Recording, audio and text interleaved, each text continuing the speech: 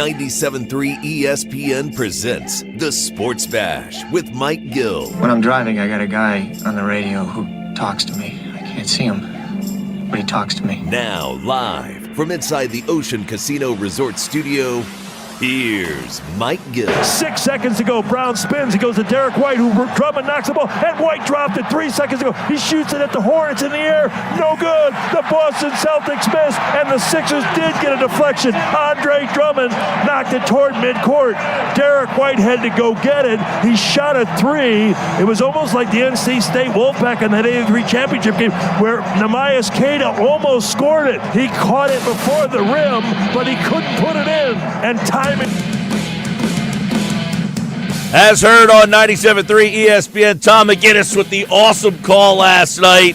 What a game. Sixers beat the Celtics 102-100, and we'll dive into that. We've got plenty to do today. It's kind of a 4-for-4 kind of day as the Sports Bash is live on 97.3 ESPN, the 97.3 ESPN free mobile app, live video streaming on the X platform, YouTube, at Mike Gill Show. What's up, everybody? Well, if you were listening to the game last night, you got treated to a great one. Sixers win 102-100. Kelly Oubre with the game-winning putback to kind of end it for the Sixers, but it had twists and turns and just about everything. Hello, Justin Edwards. Holy mackerel. What a night that young man had. You know, the Celtics are not a championship team right now, but they are a team that has championship DNA. You got to knock them out. You got to beat them. And I thought that was a great win that they held on to get last night. Maxey, 21 points, 9 assists, 5 rebounds, 11th consecutive games with at least 20 points and 5 assists. Second longest streak behind AI. Iverson did it 14 times. Maxey's making that run right now. Oubre, 12 points. That 7th rebound was the biggest one of the night. 9 seconds left to go with the putback to give them the 102-100 lead. Justin Edwards, 22 points in the game last night off the bench. He was fuego from 3. 5 3-pointers. Most threes in any game in his career. All 3 games between the Sixers and Celtics have been decided by a total of 4 points this year. Crazy, right? It's unbelievable the way that these games have gone. Just slugfest between the two teams. They were on fire down the stretch. If you were watching that game, you know, a lot of people say that you only need to watch the last 2 minutes of a game. If you turned in for the last, 7 minutes of that game, I would say, were very entertaining. I get it. If you're not like a basketball fan, yes, you can probably watch the 2 minutes of a game and get the gist of what's going to happen. But if you're a basketball fan, you want to get into the guts of the game, if you will. That was a good one last night. That was fun. Wells Fargo Center, Xfinity Mobile Arena, was buzzing last night. Josh, did you see the guy from Ocean City, Michael? Did you see him get the call out on the game last night? Michael in Ocean City, are you listening today? He was all over the TV last night. You know that guy, by the way? First of all, I don't know him, so I cannot reach out to him personally for you. Anybody out there know him? Yeah, does anybody out there know Mike from Ocean? Michael. Michael from Ocean City. Sorry, you're Mike. He's Michael from Ocean City. I actually mostly saw him more on social media than I saw him actually. Well, were you watching the game last night? I mean, I was watching the game, but I wasn't watching it without being distracted by other things. All right, well, so you didn't see the moment where Tirico called the guy basically out and said, "Hey, what's your name?" And because basically what happened was there was a foul called, I think anyway. I think what happened was there was a foul called on Grimes that they called a shooting foul. And the guy, Michael, was kind of yelling in the background saying that's not a 2-shot foul, I think is what happened there.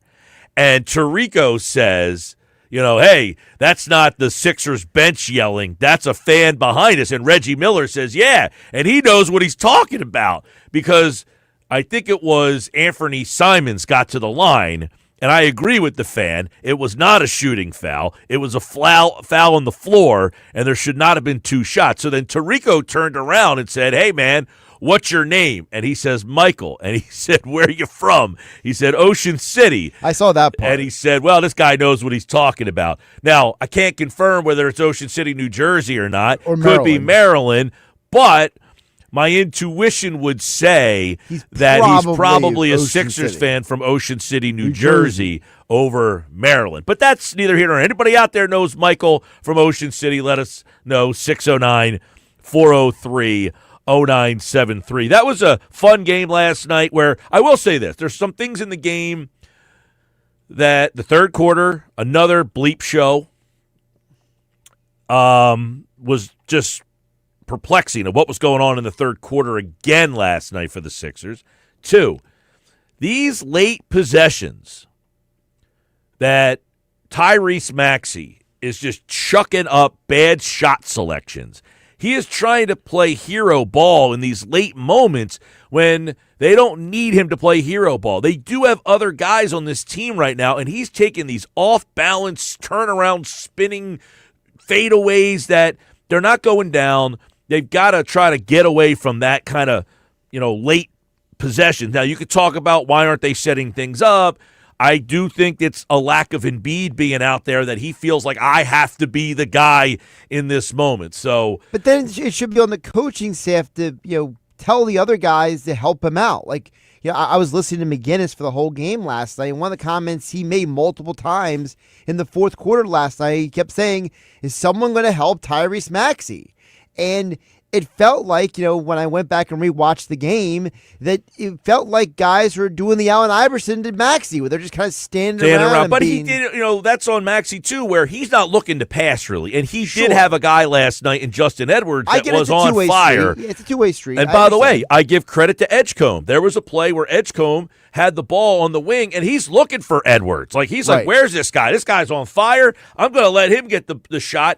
And Edgecombe bounce pass over Edwards, 3-ball, 5th in a row, by the way, and that was a big shot in the game, a huge shot in the game, by the way. That Justin Edwards 3 was the one that gave them the lead. It was 92-90 at the time when Justin Edwards took the pass and made the big 3.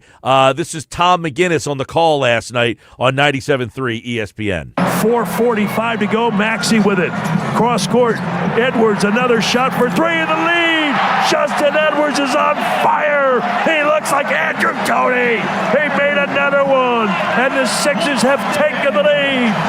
93-92. And the Boston Celtics take time. And the entire Sixers bench comes out to praise heaping glory on Justin Edwards. Heaping glory. He looks like Andrew Toney. The Boston Straggler is alive and well in Philadelphia. McGinnis on the call last night, as heard on 97.3 ESPN. But Edwards was on a heater last night. That's what I was listening to and not watching the actual television broadcast. That's why I don't even know what Tarico was saying. So Maxey had a guy that was playing shotgun with him there that could have helped him out a little bit. Sure. And this is a bunch of games, though. It's not just last night where Maxey's really running around late in these games, and he almost feels like Iverson, where Iverson wasn't looking to pass to anybody. He was just dribbling, backing in, twisting, turning, up, fading, backwards, and he wasn't making shots, and he's not making these shots in late-game situations.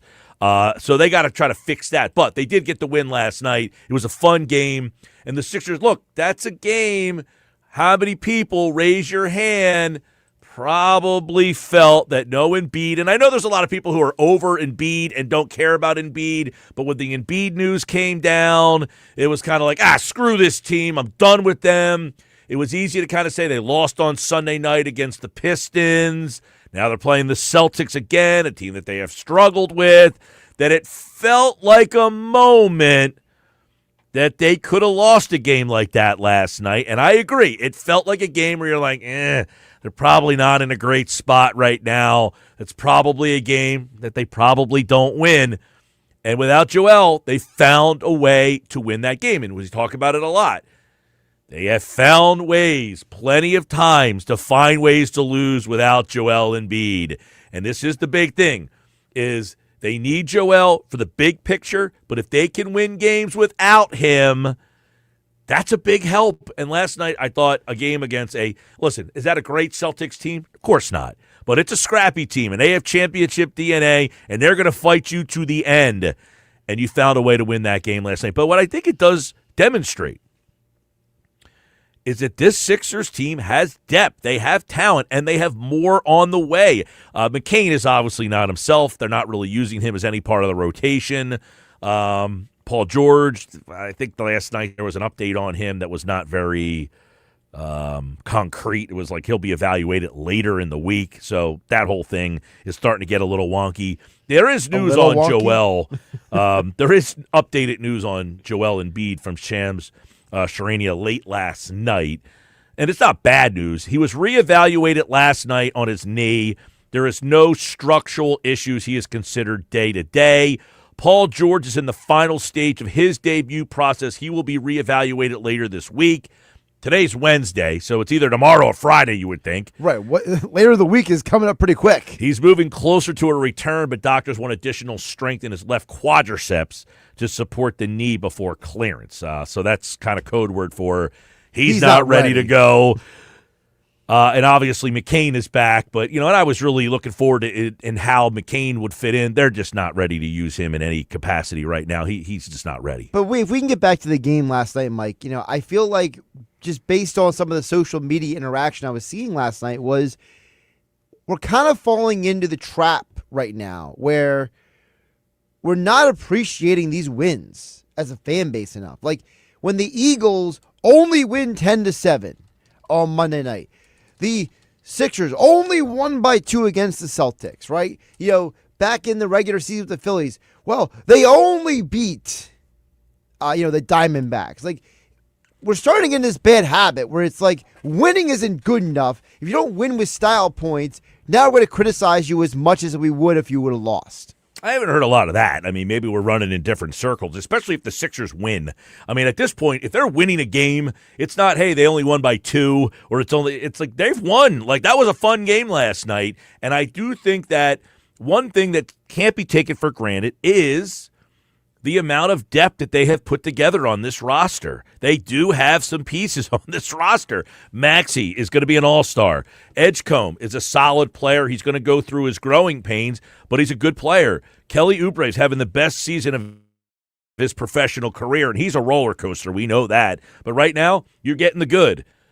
Jared McCain, so far, incomplete, if anything. I mean, they're just not ready to use it. But Quentin Grimes, Grimes the guy, you got to give Morey some credit. Even if you frickin' hate Morey, he stole Quentin Grimes. And Grimes, to me, is an up-and-downer. He's a guy that you can't expose too much, but when he's on a heater, you go with him. And when he's not on the heater, and that's where McCain hopefully kind of comes in. But Grimes is a nice player. This Justin Edwards, people probably don't know a lot about him, but they said it during the broadcast last night. He was like a high school All-American, very high recruit, and then went to Kentucky and just didn't play all that well. The college game wasn't really made for him, and he's a talent. Dominic Barlow, when he comes back, he's a nice player. Drummond, been an all-star. I know he's not an exciting guy, but if he can rebound and just do that, that's something. Bona's a good defensive player. They just need to kind of rein him in. Watford is kind of a role player that they have lacked that just kind of puts it all together. Jabari Walker's a much better role player than they've had in the past. And then you add in the 2 guys we haven't even talked about, which is George and Embiid. So they do have a good 8 to 10 man type of rotation here, which should keep them competitive when Embiid does not play. And that's the key, is can you be competitive when Joel doesn't play? Even if you hate Joel, even if you're done with Joel, even if you're over Joel, ultimately, he makes the other guys better. Even if Joel himself isn't the version of Joel that you remember, he makes the other guys better. He'll make Maxey better. He'll make VJ better. He'll make those guys better because other teams, whether you like Joel or not, they still respect him enough that they have to defend him. And I know it's not an apples-to-apples comparison, so I know somebody out there listening and text in at 609-403-0973 and rip me for what I say this, but I'm going to say it anyway. Ooh, he knows he's going to get ripped. I know I'm going to get ripped, but I don't care. I think Joel Embiid at this point can fall into the role that Kareem Abdul-Jabbar did in the 80s and Shaq did in the mid-2000s, which is be a guy who is still a threat, as you said, but knows that he's not the number one option anymore. I think that's the thing. Joel has to understand, and I think he does. I agree. Although they did mention last night that he's not happy with the minute restriction. Now, He said that, yeah. Joel said that. Yeah, that's something that, come on, Joel, you're not happy with the minute restriction. You can't even play because your knee hurts. So as much as I get frustrated with the minute restriction, too, I just hate when there's a restriction of it's X amount of minutes. Right, and you made the comment before, Mike, what happens if he goes 26 out of 25? Yeah, like if you say it's a 25-minute restriction and there's 2 minutes left in the game and he's hit 25, you're telling me he can't go to 27? Exactly. Like, hey, tonight's minute restriction, you got around 25 to 27 minutes, somewhere in there. But back to the whole analogy I was making, which is I think Joel Embiid can still be a very impactful player. You know, Kareem, he wasn't scoring big every night for the Lakers, but every once in a while, he'd have that game, and the Lakers would be like, hey, Kareem's got a game in him tonight. You know, Shaq. And that's the thing. Can Joel before you needed him to score 30 every time. Right. Can he score 30 here and there? And then 19 and 25 like, can he give and 35 and 17. Right. Where if he scores 17, that's fine because someone else will pick up the other 15 points that he generally would have scored in the past. And that's where that really needs to kind of fall right now. Let me read off a couple of text messages. 609-403-0973. Willie from Cape May Courthouse says, hey, Mike, I agree with you on the whole Maxey thing at the end of the games. And it's really happening at the end of the games when it's close, and it almost seems like he feels like he has to be the one to be the hero, and he certainly doesn't. He has had several Robins to help him. Anyway, great game, good win, but how big was that Grimes half-court shot to end the half? You know what's funny, Willie? I just said that before the show started. We have the bite here. Maybe I'll play that for you because it was a pretty good call. Here it is, where Grimes has to hit the half-court shot. And at the time, whenever those half-court shots go in, you're just like, whoa! But they needed that half-court shot. They don't win the game in the end without this play.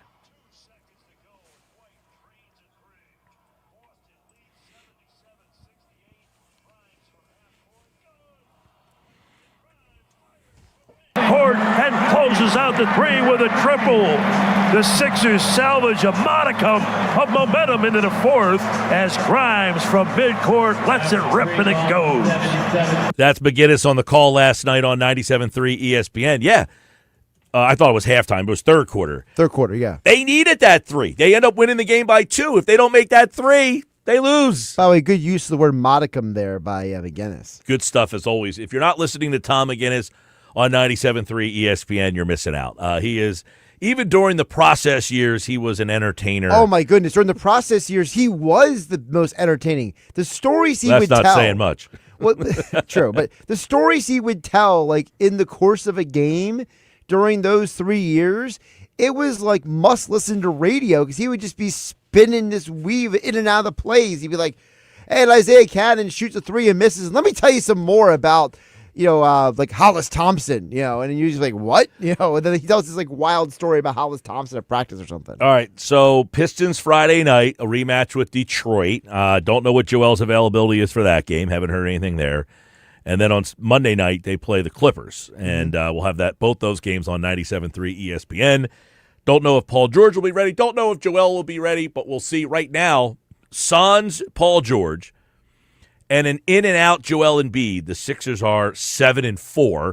When did they win their 7th game last year? Christmas? Was it Christmas Day against the Celtics? I don't know when they won their 7th game last year, but it had to have been in December and almost around Christmas.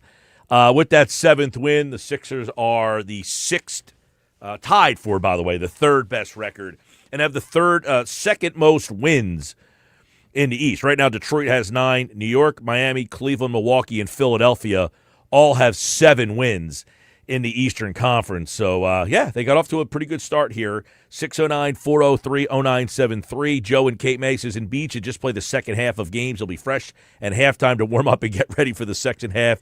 Second half restriction soft. Joe, I do not hate that. I think you got to get him a run somewhere in the first half because he does have to kind of get going and into the flow. But I don't know why that you can't stagger the minutes so that, like, at the end of the game. Now, I think at the beginning of the year, they didn't think he would be really that ready in terms of efficiency to make shots in moments that you needed him to make shots. By the way, they won the 7th game on December 8th of last year. So basically a month from today. I mean, today's the 12th, but about a month still, they had not won their 7th game last year. And what was their record when they won their 7th game? 7-15. 7-15. You think that this season feels a lot better, a lot different? I think so. All right, Sports Bash Live, 97.3 ESPN, the 97.3 ESPN free mobile app, live video streaming on the X platform, YouTube at Mike Gill Show. When we come back, Mike McGarry from the Press of Atlantic City. That was a fun game last night, but I also want to get into the Eagles. A.J. Brown was playing on a Twitch stream last night and had some interesting things to say. Plus, is the Eagles' offense broken? One national radio host says, "What are you guys all talking about?" You'll hear that coming up next. Plus, we'll get McGarry's take on it. Nuggets at 3 o'clock today. We got a special early edition of the Nuggets, plus Scott Lauber as the winter meetings, the GM meetings are underway at Major League Baseball off-season news and notes. Mosher has today's football at 4. Q Myers at 4:30 today. We are jam-packed and busy. It's a Sports Bash Wednesday on 97.3 ESPN. It's the Sports Bash with Mike Gill. And I am the voice of the voiceless. On 97.3 ESPN and the 97.3 ESPN free mobile app.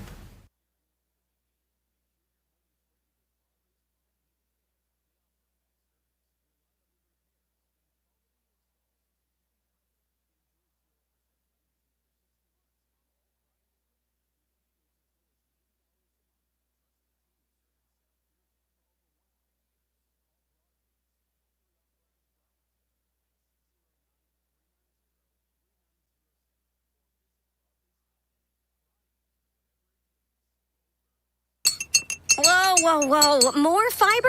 What? Down here, buddy. It's me, your spoon. Constipation with belly pain still coming back?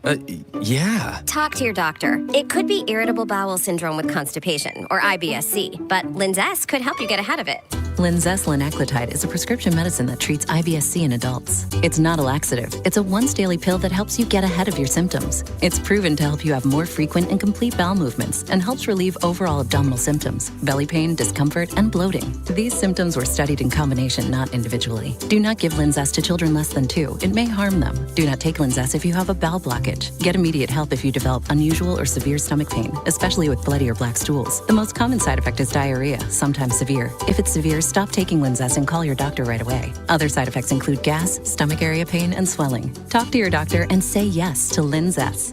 Learn more at linzess.com or call 1-800-LINZESS.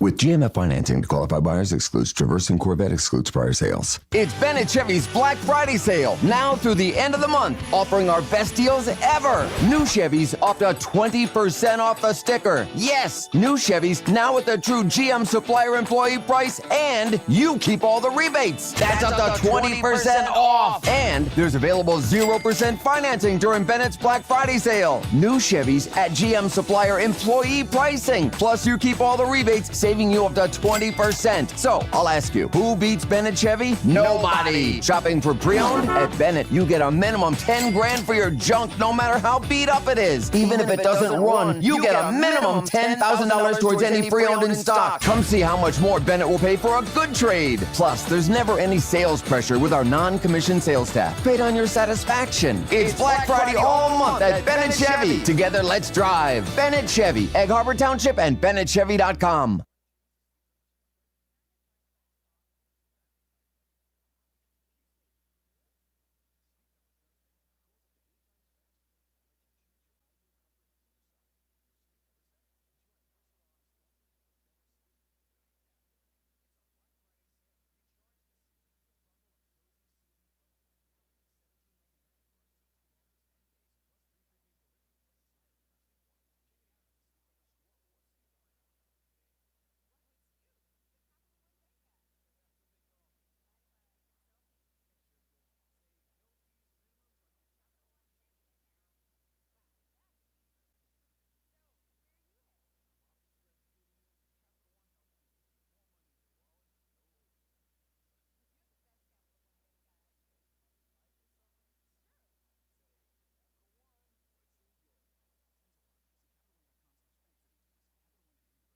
Finding great candidates to hire can be like, well, trying to find a needle in a haystack, but not with ZipRecruiter. Its powerful technology actively finds and invites qualified candidates to apply to your job. So while other companies might deliver a lot of hay, ZipRecruiter finds you the needle in the haystack. See why 4 out of 5 employers who post a job on ZipRecruiter get a quality candidate within the first day. Try ZipRecruiter for free at ZipRecruiter.com/free. That's ZipRecruiter.com/.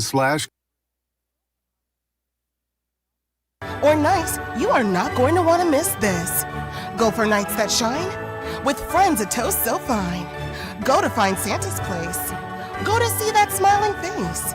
Go to give the gift of cheer with the card that brings dreams near. With endless fun and things to do, it is the gift that keeps on giving too. Go for the dazzling lights, it's quite a sight. Go to Ocean Casino Resort for holiday magic of every sort.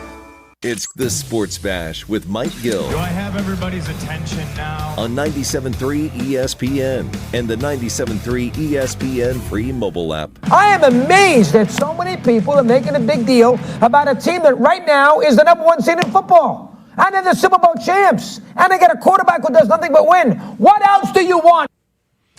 Mad Dog today on First Take. Amazed at how people could be upset with the Philadelphia Eagles offense. Does he have a point?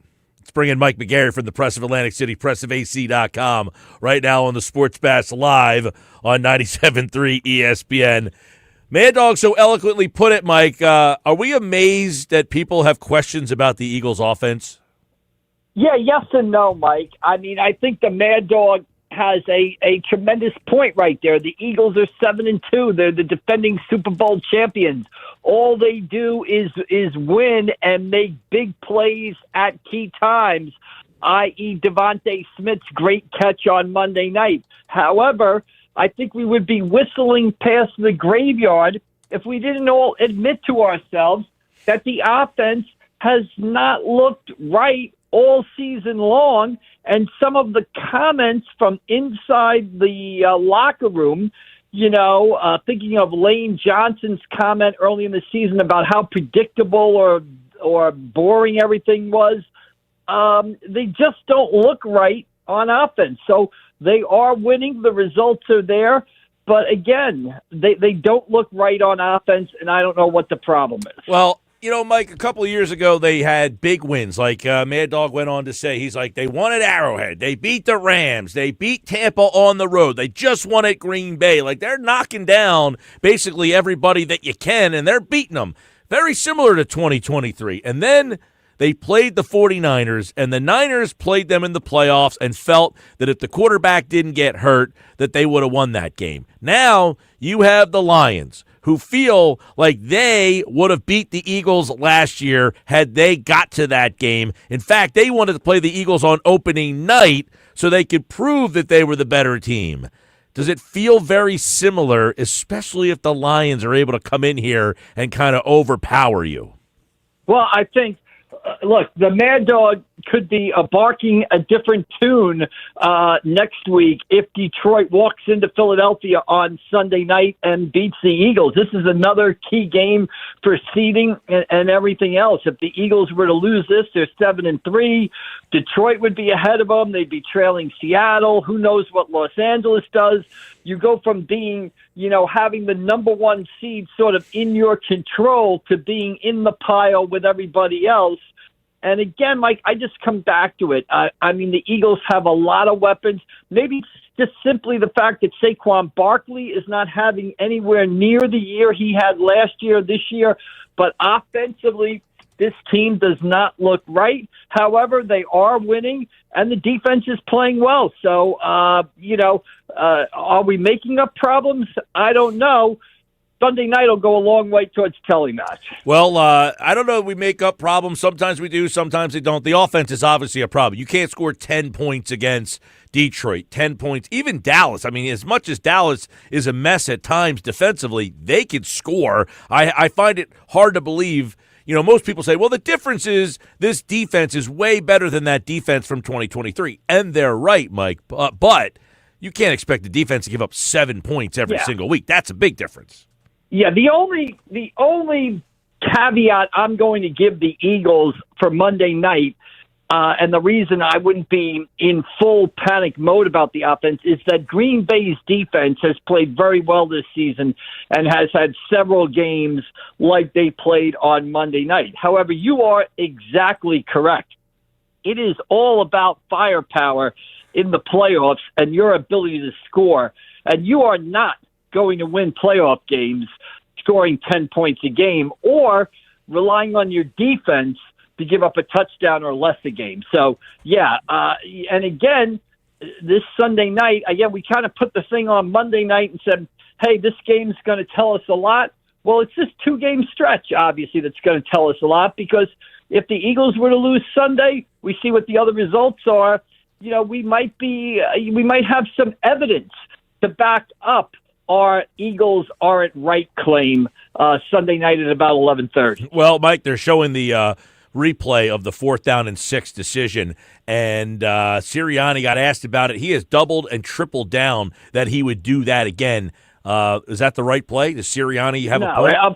Of course it's not the right play. I mean, it's not the right play at all. Who knows why he's so adamant about doubling and tripling down, other than the fact that I think football coaches don't really like to admit that they're wrong. Maybe the players audible the play. Who knows what happened? But that is not the right play for that situation. And anybody who does, I mean, it could have easily have cost them the game. Easily. Mike McGarry from the Press of Atlantic City. Sirianni was on the defense today because his wide receiver, A.J. Brown, was playing video games on a Twitch stream. He was asked by the gentleman, I don't think, what's his name, Wonky Rondo or Funky Rondo, something to that effect. I never heard of the guy. However, he said, how's everything? Your family, life, everything good? And AJ said, no, it's not okay. Aren't you paying attention? Coach Sirianni grilled on it today to the point he said, I don't want to answer any more of these questions. I'm going to be ending this here. Do they have an A.J. Brown problem again? Yeah, I mean, they might have an A.J. Brown problem. And, Mike, I don't blame Nick Sirianni for kind of how he reacted today, because is he supposed to react to each thing A.J. Brown does online, each post? Now, the flip side of that is, to me, if you said to me, what's the number one problem with the Eagles offense, I would say, well, Saquon Barkley is not having the season that he had last year. And problem 1A would be, is they're not getting the ball to A.J. Brown enough. Now, who knows why that is? I'm not there. I'm not in the meetings. But I think we'd all agree the Eagles are a better team when they get the ball to A.J. Brown, and that for whatever the reason is, they haven't done that enough this season. All right, Mike McGarry from the Press of Atlantic City, pressofac.com. The Eagles will move on to play Detroit Sunday Night Football. You can listen to that game right here on 97.3 ESPN. Mike, the Sixers win last night. That's a hard-fought win, fun game, back and forth. Justin Edwards, Mike in Ocean City making an appearance on the broadcast last night. Who, by the way, someone did text me and said that he knows Mike in Ocean City. So shout out to Michael in Ocean City. You made the game fun last night. That being said, no Embiid, this right knee problem now. Now, Nick Nurse did not rule out him or Paul George for the game on Friday night, but that's an ominous sign, is it not? Yeah, absolutely. 110%, considering that the bad knee is the left knee. Right now he's got the right knee, and just the fact that they send him for imaging shows you that they're concerned about it. Mike, I agree with you 100%. I think the Sixers played entertaining brand of basketball. Tyrese Maxey seems to have upped his game. They have certain players that are fun to watch at times, like the rookie, like Edwards. However, Mike, I don't know how a team is supposed to win with this Joel Embiid situation. It's not fair to the coaches. It's not fair to the other players. I'm not saying they have to trade Embiid. I don't even know if Embiid is tradable with his contract, but you cannot be a successful basketball team when you have a star 7'2" center who is questionable for all 82 games all season long. You just can't build any continuity. You can't build any chemistry. You can't build any consistency. So to me, if I'm the Sixers, I almost got to take a step back here if this continues and say, what are we doing? Because you're not winning basketball games with this sort of, with Embiid coming and going and being such a question mark before each game. All right, Mike McGarry from the Press of Atlantic City, pressofac.com. Of course, Sixers and the Pistons Friday night right here on 97.3 ESPN. We got plenty more to get into on Friday's show. We'll get you ready for the weekend. It's going to be a busy weekend. I know high school football, big weekend. Got the Eagles and the Lions. You got the Sixers weekend, and it's all right here on 97.3 ESPN. Thanks, Mike. All right, Mike, we'll see you down the road. Thank you. All right, there he is, Mike McGarry, everybody, from the Press of Atlantic City. And, of course, when we come back, we just said A.J. Brown was on a live stream. Let's hear what he had to say. This was on a live stream today. Last night, he was playing video games.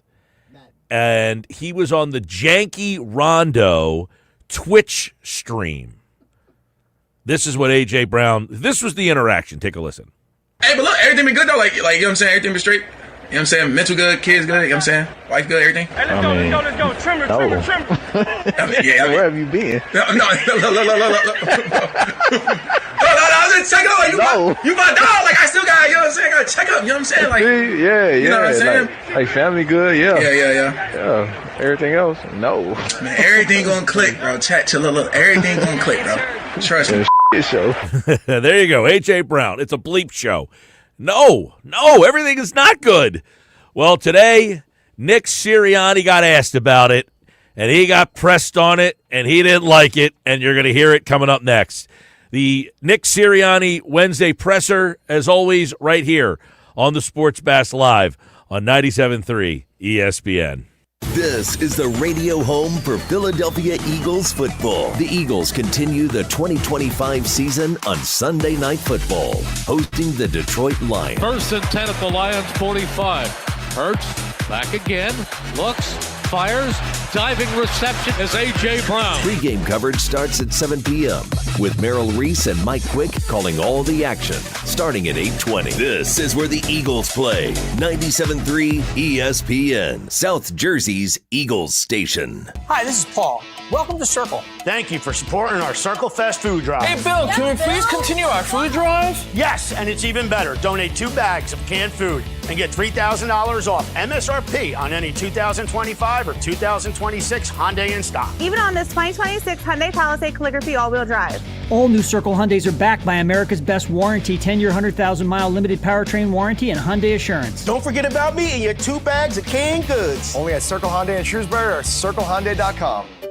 Finding great candidates to hire can be like, well, trying to find a needle in a haystack. Sure, you can post your job to some job board, but then all you can do is hope the right person comes along, which is why you should try ZipRecruiter for free at ZipRecruiter.com/radio.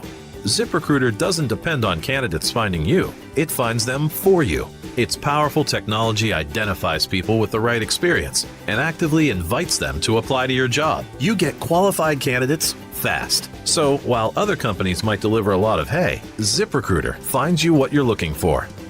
The needle in the haystack.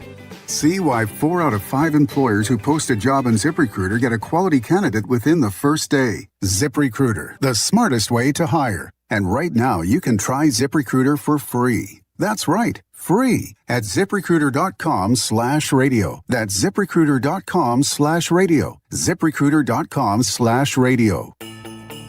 With Black Friday savings at the Home Depot, you can get up to 40% off, plus up to an extra $1,000 off select appliances like LG, America's most reliable line of appliances. Check out the newest LG refrigerator with new mini craft ice straight from the dispenser. Shop Black Friday savings on select LG appliances, plus get free delivery now at the Home Depot. Free delivery on appliance purchases of $396 or more. Offer valid 11/5 through 12/3, U.S. only. See store or online for details.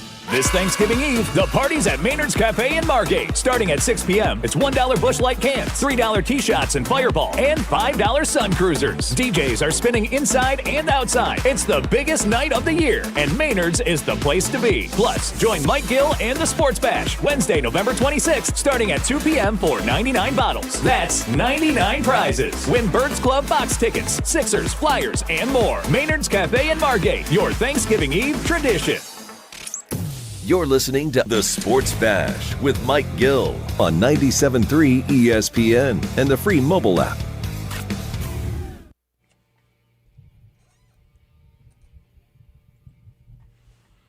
All right, Sports Bash Live, 97.3 ESPN. Nick Sirianni today. Now, he spoke around 12:30 today. This is the press conference from earlier today. Of course, we have it for you here on 97.3 ESPN. Nick Sirianni's Wednesday presser. Now, sometimes we air the Wednesday presser, sometimes we won't. Generally, as if he gets kind of pressed and asked on stuff. Well, he got pressed and he got asked today. It was a kind of a contentious back and forth with the head coach of the Philadelphia Eagles, Nick Sirianni, getting asked about what's going on with A.J. Brown, what happened with that play on Monday night. Here is the Philadelphia Eagles head coach Nick Sirianni today. Nick, did you have any indication Jair was considering retirement or stepping away, and what was your understanding of his reasoning? Yeah, again, I think getting away for his health and respect that, and I really enjoyed my short time with him, and wish him the best. How's it change the calculus of secondary? How's it change kind of the overview of how you see the depth around the secondary, the flexibility? Yeah, I thought we had a really good game in the secondary here this last game against Green Bay. Obviously, I thought Adoree played really well. And I think that we were able to watch practice this week. Thought Michael Carter did an excellent job this week, having a lot of confidence, starting to get confidence and build confidence in him. Was really excited about Jacorian before he got injured. And really happy to have him back. And then, Keely's given us really good reps. And and then obviously you have Q and Coop back there as well. Feel really good about that depth of that, especially with the addition of Michael and then getting JB back. At the time of the trade, what was your sense of the injury for Jair? I'm sorry?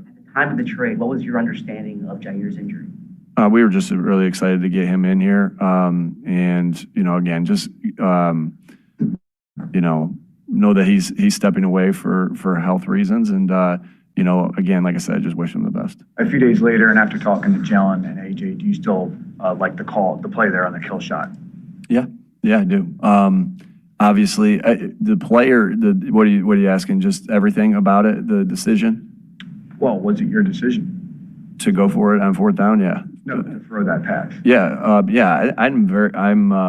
Anytime you go into made an audible there. Every time you go into a game, you know the plays that we're running on fourth down. Obviously, you know the plays that are being run the whole time, but specifically fourth down, because when you go into that, and a fourth down decision works, that's great. It continues drives. In that case, it would have ended the game. If it doesn't work, you understand as the head coach, it's all going to be on you.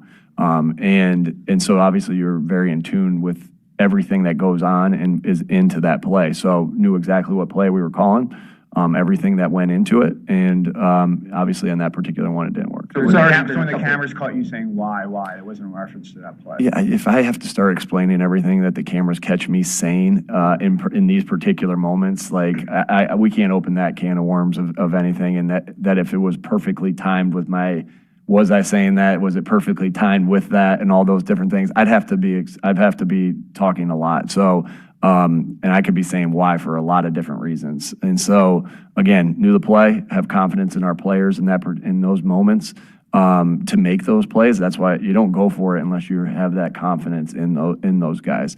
And I think that, again, in these moments, whether it's, passing it and going for it on fourth down and 6 in that particular moment, whether it's a 4-minute drill where you decide to run it or pass it in certain situations, right? This is all part of your process of things that you decide well before the game is played, because it's really hard to make those decisions split second if you haven't went through these processes in your head.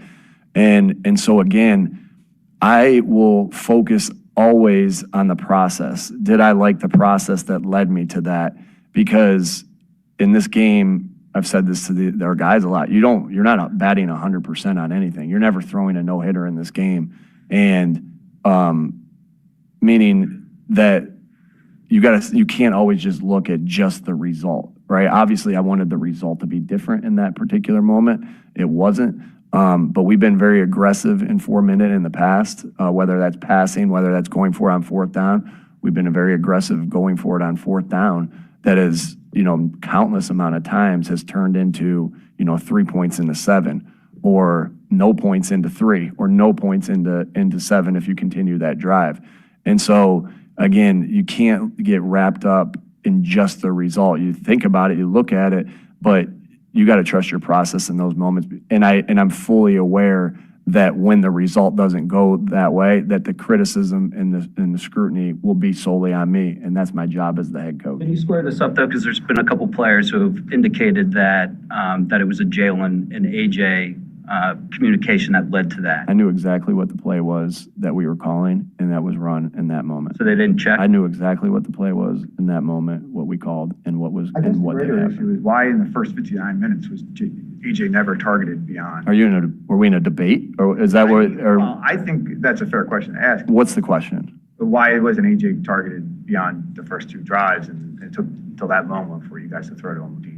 Yeah, again, games, if you look at the game and how the game went, there's a lot of plays in that game that are going to him that for different reasons don't. For instance, Smitty's touchdown. That play is going to AJ. They took it away, and he threw it over the top.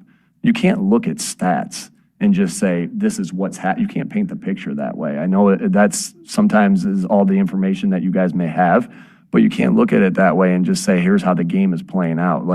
There are reasons and different things. A.J. Brown is one of the best wide receivers in the NFL, so of course we're trying to get him involved in the game every single time. Sometimes it goes like it did in the Rams game or the Vikings game, and sometimes it goes like it did in this last game. Is AJ it seems like you get off to a good start lately. You get that first drive, it's movement, and then it sort of bogs down.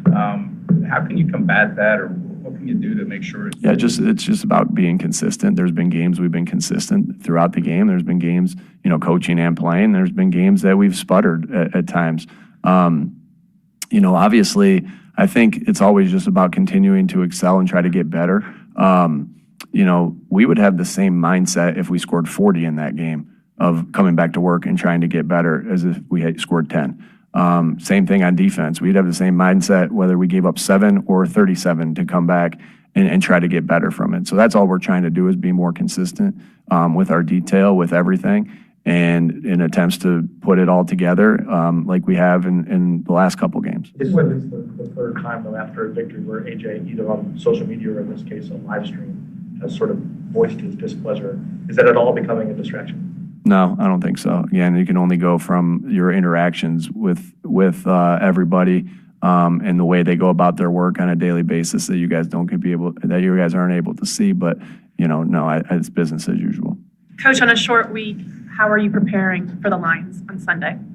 Yeah, same way we would. Obviously, if we had the full boat. Obviously, with the bye week that we had, we got to get a little bit ahead on that. So bye week, obviously, you do all your self scout, but you also do any short week that you might be coming up, and in preparation for Green Bay. So we were able to get a little bit of that done there. Obviously, when we get back at late on a Monday, you're a day behind, but you're hoping that everything that you did prior to that gets you caught up. Now, the little bit different way the schedule goes is, maybe at this particular time we'd have first, second, and third down done. Well, now you have first and second down done, and everything kicks back a little bit deeper into the week to do that. But this is a really good team that we're about to play. Really well coached, really good players, physical, tough team. I got a lot of respect for this football team that's been doing it at a very high level for now the past 3 years now. So.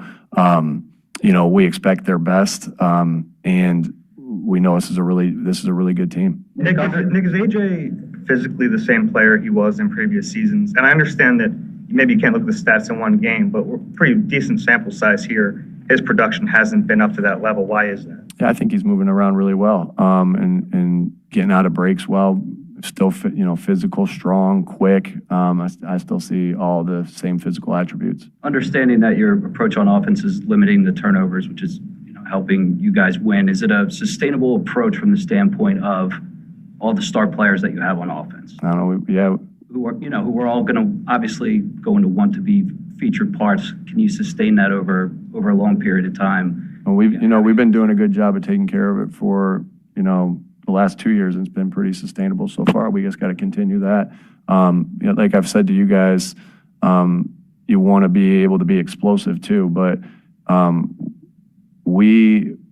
first and foremost is always win that turnover battle. We know that's the key for us on how we take care of the football, and that goes into every element that we have, offensively, defensively, coaching. We sure spend a lot of time on it. So. We've had some success here the last 2 years playing this way, and we'll continue to try to get better and work to get better. But we're definitely not gonna sway from the turnover battle. Nick, you have a lot of new pieces, obviously, on defense.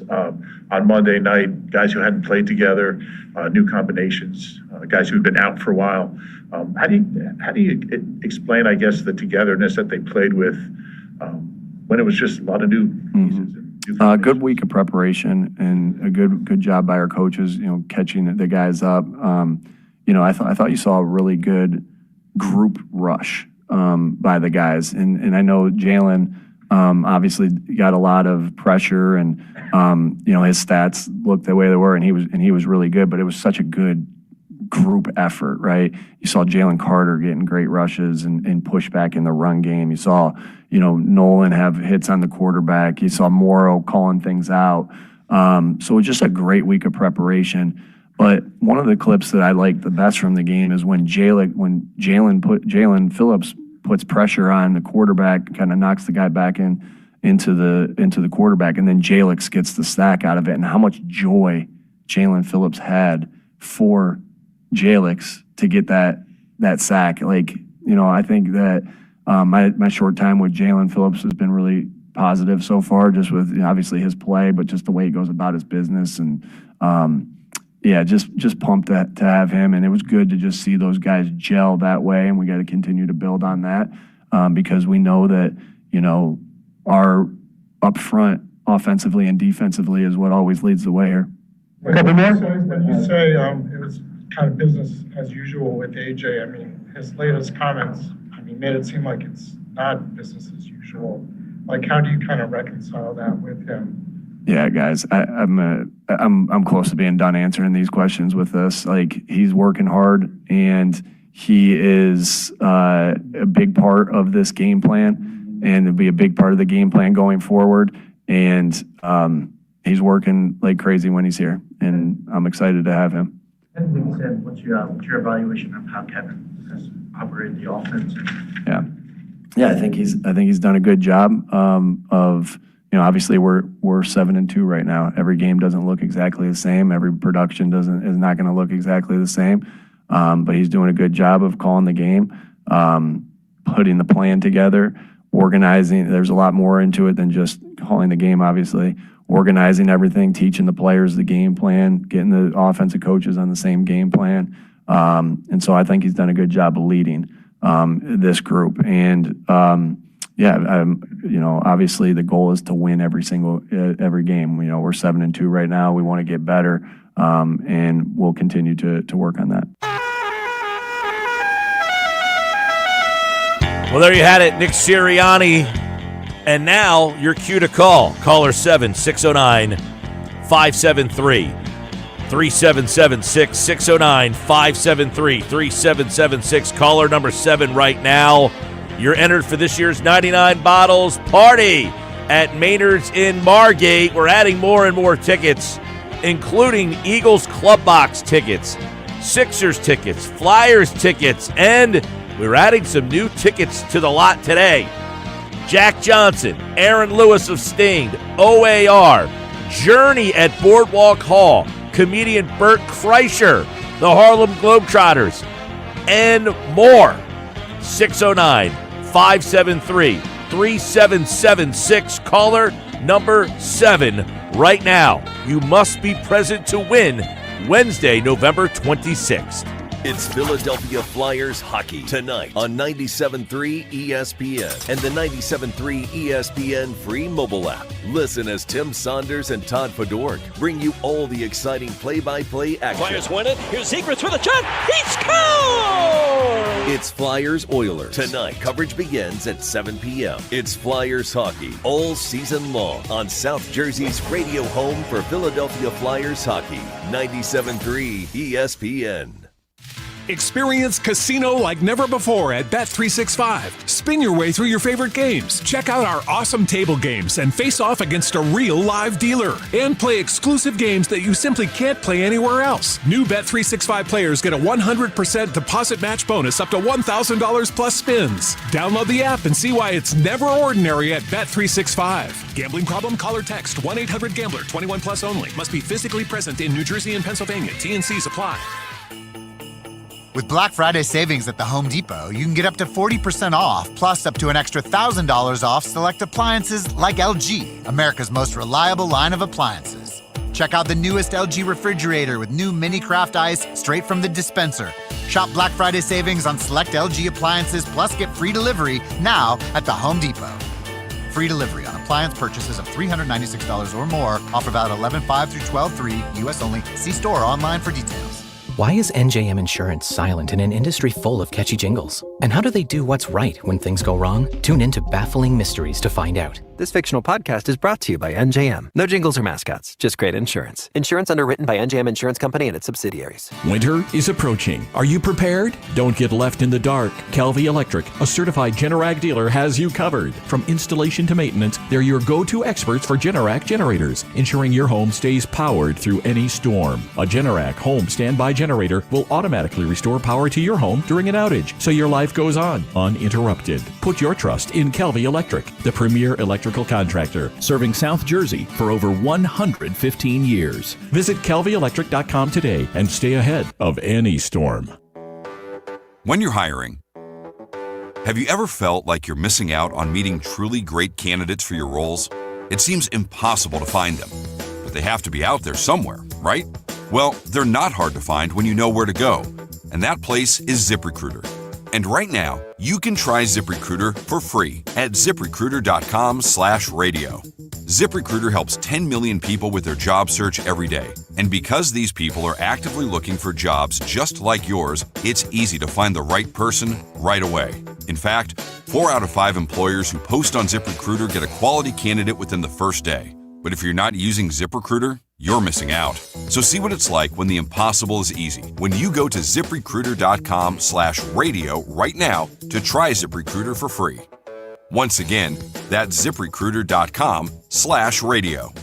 ZipRecruiter.com/radio. Never miss out on great candidates with ZipRecruiter. Over 40 years ago, John Jenkins Sr. changed the game by inventing the heated bench that keeps football players warm on the sidelines. That's right, the Jenkins family brought comfort to the gridiron. And today, they bring the same winning formula to homes and businesses across the region. Jenkins, a 3-generation family-run team you can trust in the clutch. Need a new gas furnace, boiler, or hot water heater? Ask about utility loans up to $25,000 at 0% for 7 years. And rebates up to $2,950. Visit JenkinsandSons.com.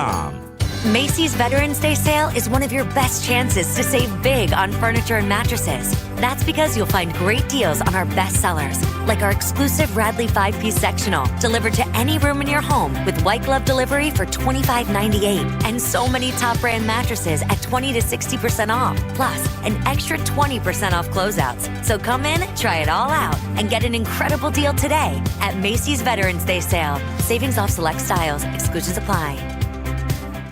Bush, the iconic band. One night, all their classics, featuring songs from their hot new album, I Beat Loneliness, as well as all of the fan favorites. Saturday, December 13th, Ovation Hall in Ocean Casino Resort. Special guest, Soul Asylum. Bush. Tickets on sale now at theoceanac.com. Don't miss Bush. Live. Home of the Sports Bash with Mike Gill, 97.3 ESPN, WENJ, WENJ HD, Millville, Atlantic City. This is the Sports Bash with Mike Gill on 97.3 ESPN and the 97.3 ESPN free mobile app. Now live from inside the Ocean Casino Resort studio, here's Mike Gill. All right, just after 3, Sports Bash Live, 97.3 ESPN. Little changes on the show today, just a couple tweaks. Nuggets at 3 o'clock today, so he's going to join us in just a moment on the Sports Bash. Q Myers, who normally does Wednesdays around this time, he is moving to the Nuggets spot today. You know, Q lives out in Vegas, so his time is a little different than ours here. So we're trying to sometimes set up around Raiders practice, which is the team that he covers on a daily basis. But Q Myers from Game Night on 97.3 ESPN. Time for the Nuggets now. And don't forget, 99 Bottles, our latest qualifier, Jim in Petersburg. We'll see Jim there. We just released a bunch of new tickets today for the show. Some of my favorites. OAR, one of my favorite bands. Jack Johnson's playing. We got tickets to the Jack Johnson show. OAR, if anybody wants to take me with them, I would love to go see. I've seen them before. One of my favorite concerts is OAR. We got tickets to that. Journey is playing at Boardwalk Hall.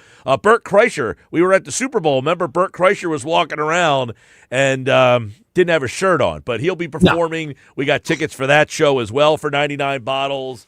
Aaron Lewis of Stain. So we got the tickets are starting to pile up for this year's 99 Bottles. Jim in Petersburg is our first qualifier of the day. It's time for Knicks Nuggets here on the Sports Bash. What's going on, Mr. Mike Gill? You know, I'm happy to join in the 3 o'clock hour, help the team out. I'm a team player. I think I like to think of myself as a team player here at 97.3 ESPN. I know Q's out there in Vegas. You know, different time zones out there. Things happen. Absolutely. So that's why he's going live today at 4:30, and we flipped you to 3 o'clock. Yep. So let's get into it. And I was texting you about 5:30 in the morning today regarding Nugget number 1. It's A.J. Brown. He makes a couple of comments on Rondo's Twitch stream. I heard you earlier talking about it just a little bit with McGarry. You couldn't get the name right. I know you're a big Twitch guy, Mike. I know you're watching and locked in on Twitch all the time, watching these streamers play Madden, I'm sure, right? I don't have Twitch. That to me, the Twitch stream has to be, of all the things, the biggest loserish thing of all the loser things to do. Sit on Twitch and watch people play video games is definitely high on the list of L. So I love the use of L right there. You're getting your Gen Z lingo in today, Mike. Well, we'll talk about it. And I did what you wouldn't do is I will watch it. I watched 45 minutes of Madden and A.J. Brown and Rondo playing Madden against each other. And there was a lot said during this time, okay? It was at 5:30 in the morning, I had to get up, go to the bathroom, and I ended up just staying up the rest of the day because I was so locked into this. I was like, what is going on? A.J. Brown joined the stream last night? So I want to play a clip from the stream. A.J. Brown talking with Rondo, playing Madden. Here's what he had to say when just asked how he was doing. Hey, but look, everything been good though. Like, you know what I'm saying? Everything been straight. You know what I'm saying? Mental good, kids good, you know what I'm saying? Wife good, everything. Hey, let's go. Trimmer. Where have you been? No. I was just checking up. You my dog. Like, I still got, you know what I'm saying? I got to check up, you know what I'm saying? Like, you know what I'm saying? Like family good, yeah. Yeah. Everything else, no. Man, everything gonna click, bro. Chat to look. Everything gonna click, bro. Trust me. Show. So, not great. When he was asked how he's doing, he's like, I got food on the table. Everything's been good with my family, but everything else has been a bleep show.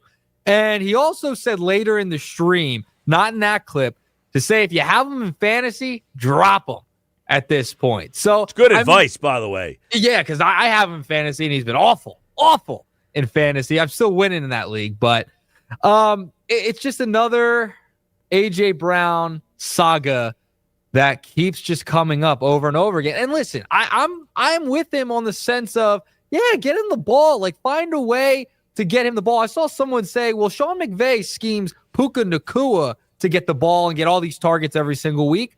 Why don't the Eagles do that with A.J. Brown? Not their style. And just he's had, if you look at the past couple of years for his first 8 games of the year, it's the lowest amount of total yards through the air that he has had in 8 games since he's been with the Philadelphia Eagles. I mean, there's a clear drop-off, and I understand why he's frustrated, but, man, didn't really need to say that. All he was asking, all the Twitch streamer was asking, who, by the way, is a Commanders fan, all he was asking was, hey, how you doing? And are you familiar with this Twitch streamer? I have seen him before. Yeah, he's a Commanders fan. He's pretty well known on the platform, playing Madden, doing these types of streams, yes. Okay, I don't know him, but this one is definitely interesting. Now, he was down by 20 at the time in that game. And then he scored a touchdown with himself in Madden. So was he saying, no, things aren't good, I'm down by 20 to you right now? Could that have been a possibility? You don't think? No, because then later in the stream when he scored a touchdown with himself, he was like, this is really the only highlight package I have, something to that effect. Yeah, but I mean, that's self-deprecating type of stuff. Like, I'm okay with that. I do think that he said, family's good. Yeah, the mental, wife, kids. Yeah, that's good. But everything else? No. Like, where you been? I don't know. Maybe he's just saying, like, no, in a way that, like, dude, I play in Philly. Like, people are constantly asking me ridiculous questions. Like, I can understand for that. So, and Nick was asked about it today. Like, hey, he's like, you guys don't get to see practice. You don't know how it is. I don't know what to make of all this, man. He's out there. They didn't trade him. At this point, like, it is what it is. Like, is it a perfect situation? No. Should he be better? Yes. And it's not his fault. The offense is not optimal, in the words of Gabe Kapler. You are not optimizing the talent that you have on the roster to its fullest extreme. And I think a lot of this is, look, the unwillingness to want to make mistakes is such a dynamic here that I think needs to be we need to dive into a little deeper. Yeah. Is the risk adversement. Why is it, let me ask you this question. I'll ask everybody out there listening. Do we overvalue the talent on this team? No, I don't think so. I don't think so. I think this is trying to be too efficient and scared to take risks, scared to go down the field. Why? Why? So because the efficiency has led them to wins. It has. Right. But I'm saying, if you look around at the talent on this team, what would make you feel that you have to be risk adverse? You have a great receiver. You have another great receiver. You have a great tight end. You have a great running back. You have a very good offensive line.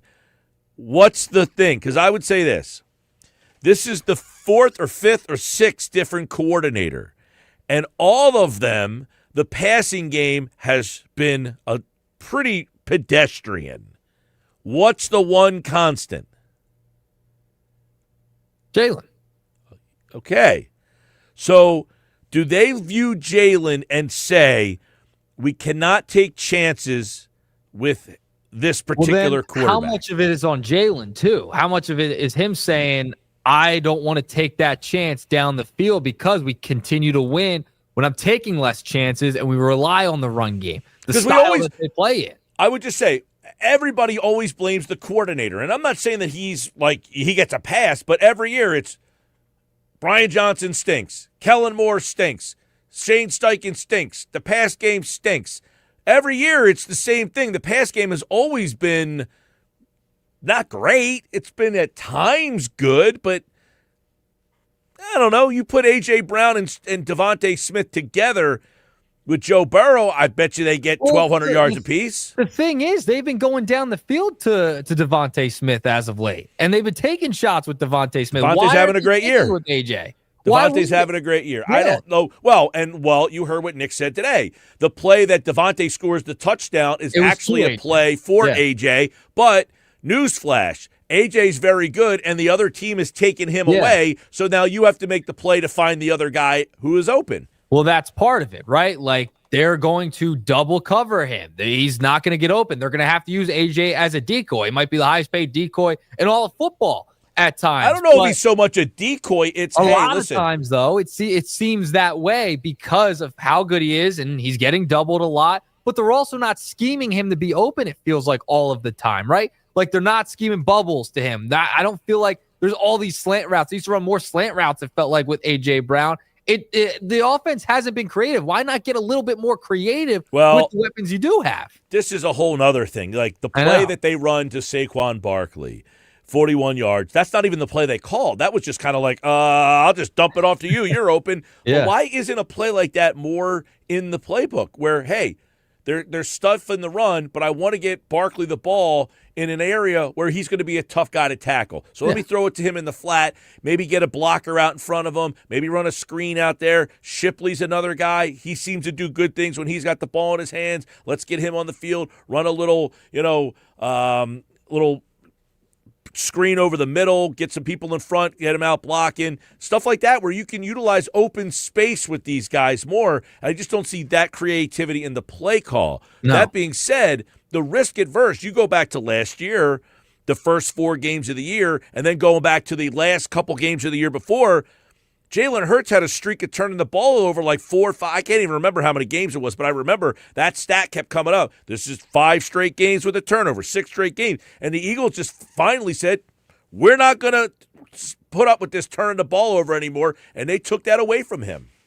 Yeah, I mean, listen, there have been times that Jalen has missed it. That's clear on the tape, that he's been open, but that happens. That every quarterback misses an open receiver. But it feels like the coaching staff and the play designs are not to AJ, it feels like, all of the time, right? They're not. I mean, you look at a guy like Puka Nacua and Sean McVay. It feels like things are schemed out through Puka Nacua. They're not scheming things out through AJ Brown, it feels like, as much as a guy like Nacua and Sean McVay out there in LA. You're not seeing that because it's a different style. They don't want to take as many shots down the field, which I think they should because you have the talent to do it. You throw the ball up. Most of the time, AJ's going to go get it. They just don't want to turn the ball over. They have noticed that, hey, I mean, it's pretty simple. Everyone should know this in all of football, every level. You turn the ball over, you're going to lose the game. You take less chances, you're not going to turn the ball over as much, and you're going to be more efficient. That's just how it is, and that's the way this offense runs. Do they need A.J. Brown?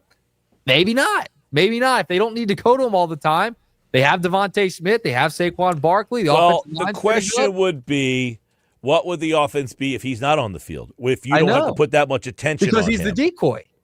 If you want to use the word decoy, I don't see them looking at him as a decoy. I just say that he's a guy who draws a lot of attention, which should open things up for others. I don't think they're purposely using him as a decoy, but I don't think so either. I think that he is out there and draws the attention of the other team, and then that means less guys are on Devontae Smith. And Devontae Smith is smooth as silk. He gets open. If he's lined up against a second corner, that's a win for you. But you need to take advantage of that matchup more. I definitely think that they did a poor job of setting things up. They're setting you up, but then they don't peel the onion to the next layer. Hey, I'm running the ball, bang, play action. I'm running the ball, bang, screen. Like, you can set these things up a little bit better, and I think they've done a bad job of that.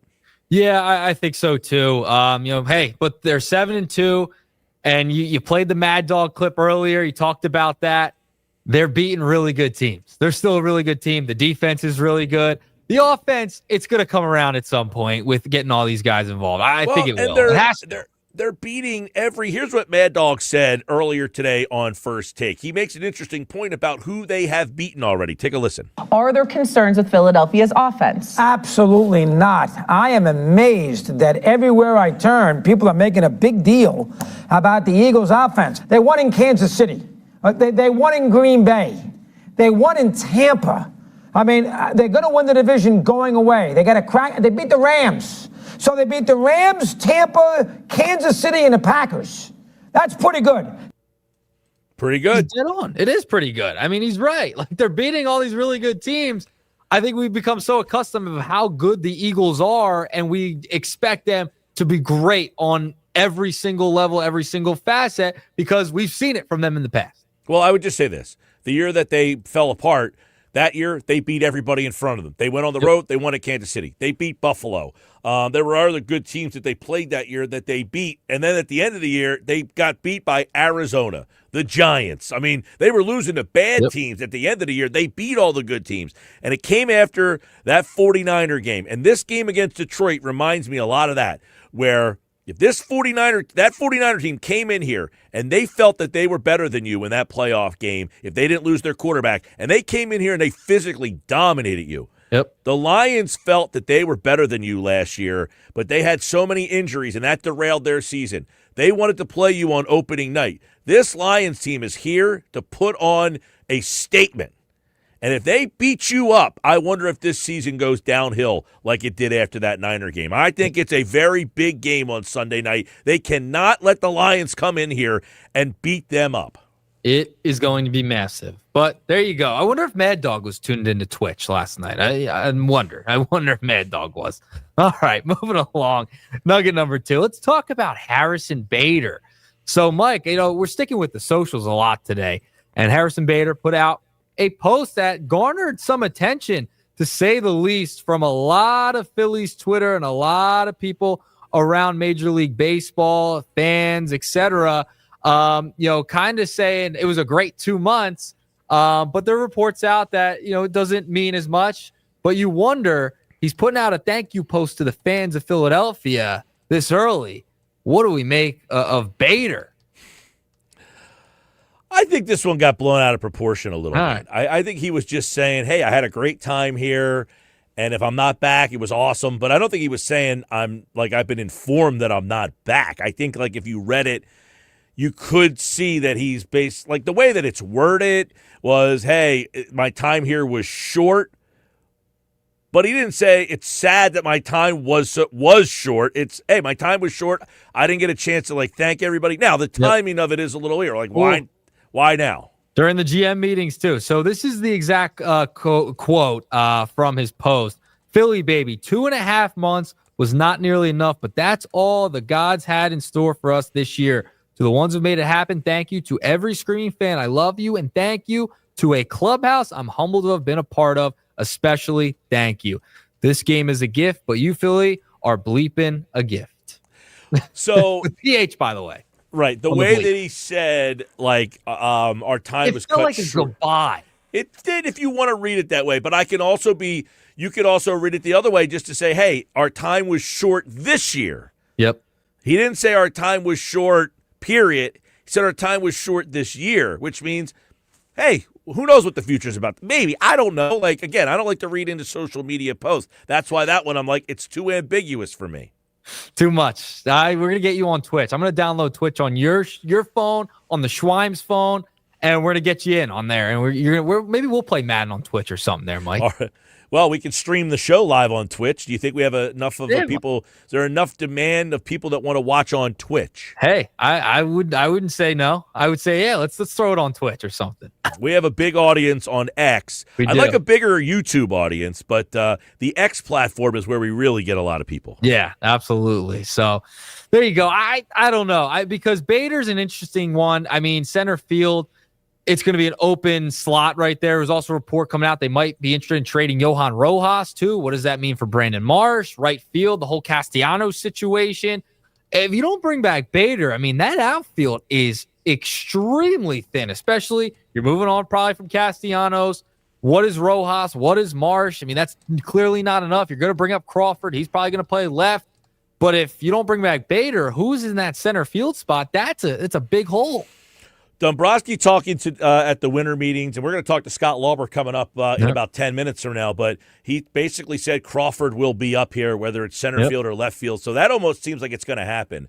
He also mentioned that Castellanos is about as good as gone. Yeah. There is some reporting, if you looked earlier today, I think it was John Morosi talking about Alec Bohm. I didn't hear that audio, but I did see that there is an audio clip I want to listen to. And obviously, I would imagine he's in trade talks again. Can they end up moving him? Can they trade Castellanos? But the big thing is, if you bring up Crawford and he plays left, now you're still looking for a center fielder. So I think what you're going to end up seeing is Marsh move to right, and Otto Kemp and Marsh are going to be the platoon in right field.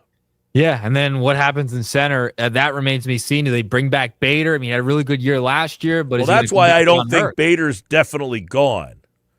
No, I don't think he's definitely gone. I got a name for you, though. Keep an eye on. Who's that? Byron Buxton. I did see that report. He said he's willing to waive his no-trade clause. That's a name that has been linked to the Phillies forever. Him, Luis Robert. Another name that's been linked to the Phillies forever. Buxton, oh my gosh. I'm surprised not a Philly already. He waives that no trade. I wouldn't be shocked. All right, before I get out of here, nugget number 3. Some good news on the Paul George front. Ooh. Mr. Mike Gill, Shams Charania late last night after the Sixers game against the Celtics, which was, by the way, fantastic game. Maxey, I mean, a little bit of a ball hog towards the end, just taking all the attempts towards the end of the game, it felt like. And then Justin Edwards gets a shot, and Oubre with the putback to end up winning the ball game. But Shams puts out a tweet after the game, a couple of them, regarding Joel, regarding Paul George as well. And the thing with Paul George, it's like we've been waiting forever. And Shams said 76ers Paul George is in the final stage of his debut process. Will be reevaluated later this week. He's moving closer to a return, but doctors wanted additional strength of his left quadriceps to support the knee before clearance. I thought he was getting it over the weekend. What happened? Now we're moving it back. Yeah, that whole thing is weird. Something about the quadriceps all of a sudden is entering play here. I mean, this Paul George thing, although Nick Nurse did not rule out that Joel and Paul would play on Friday night. They play the Pistons. Maybe they're both back for Monday night or Friday night. I don't know, but it is an ominous, weird, like, what's going on here with Paul George? He's been at practice. Well, the doctor's supposed to see him this weekend. Well, the doctor didn't see him this week. I don't know what to make of this. But what I would say is this. You get Paul George out there, I definitely think, although Justin Edwards was on a heater last night. He was on a total heater last night. Big win on NBC. And by the way, did we find Mike from Ocean City? Michael from Ocean City? We had somebody text in that said they knew Mike from Ocean City. And I don't know that Mike from Ocean City is listening to the show or if he's out there, if anybody knows him. But I did have somebody text me that said they knew Mike from Ocean City. By the way, Pat from Ocean City is checking in. Pat, not Mike from Ocean City, but Pat from Ocean City is watching on YouTube. All right, we're narrowing it down here. We're getting all the people out from OC. Shout out to Mike, man. I mean, he knows ball. Apparently, Reggie Miller saying, ball, you know the rules, man. That's pretty awesome. That was great. That was so funny. I was cracking up when that happened, and the guy is sitting there, and Tirico turns around. He's like interviewing the guy live on the thing. That was great. It was awesome. All right, 3-pack of nuggets for you today on this Wednesday afternoon. All right, there you go. And by the way, 2 Wednesdays from now, we're going to be at Maynard's in Margate. Nuggets will be live with us there. We got all the tickets, and we have another cue to call coming up in about 30 minutes on the Sports Bash, so stick around for that. That's today's Nuggets. And don't forget, Nernshaw Radio on all his social media platforms. And, of course, the Locker Room weekends. He is the producer and right here on the Nuggets on the Sports Bash. All right, Nick, thanks, man. Talk to you, Mike. All right, there's Earnshaw here with the special early edition of the Nuggets here on the Sports Bash Live. Yeah, we talked a little Phillies there.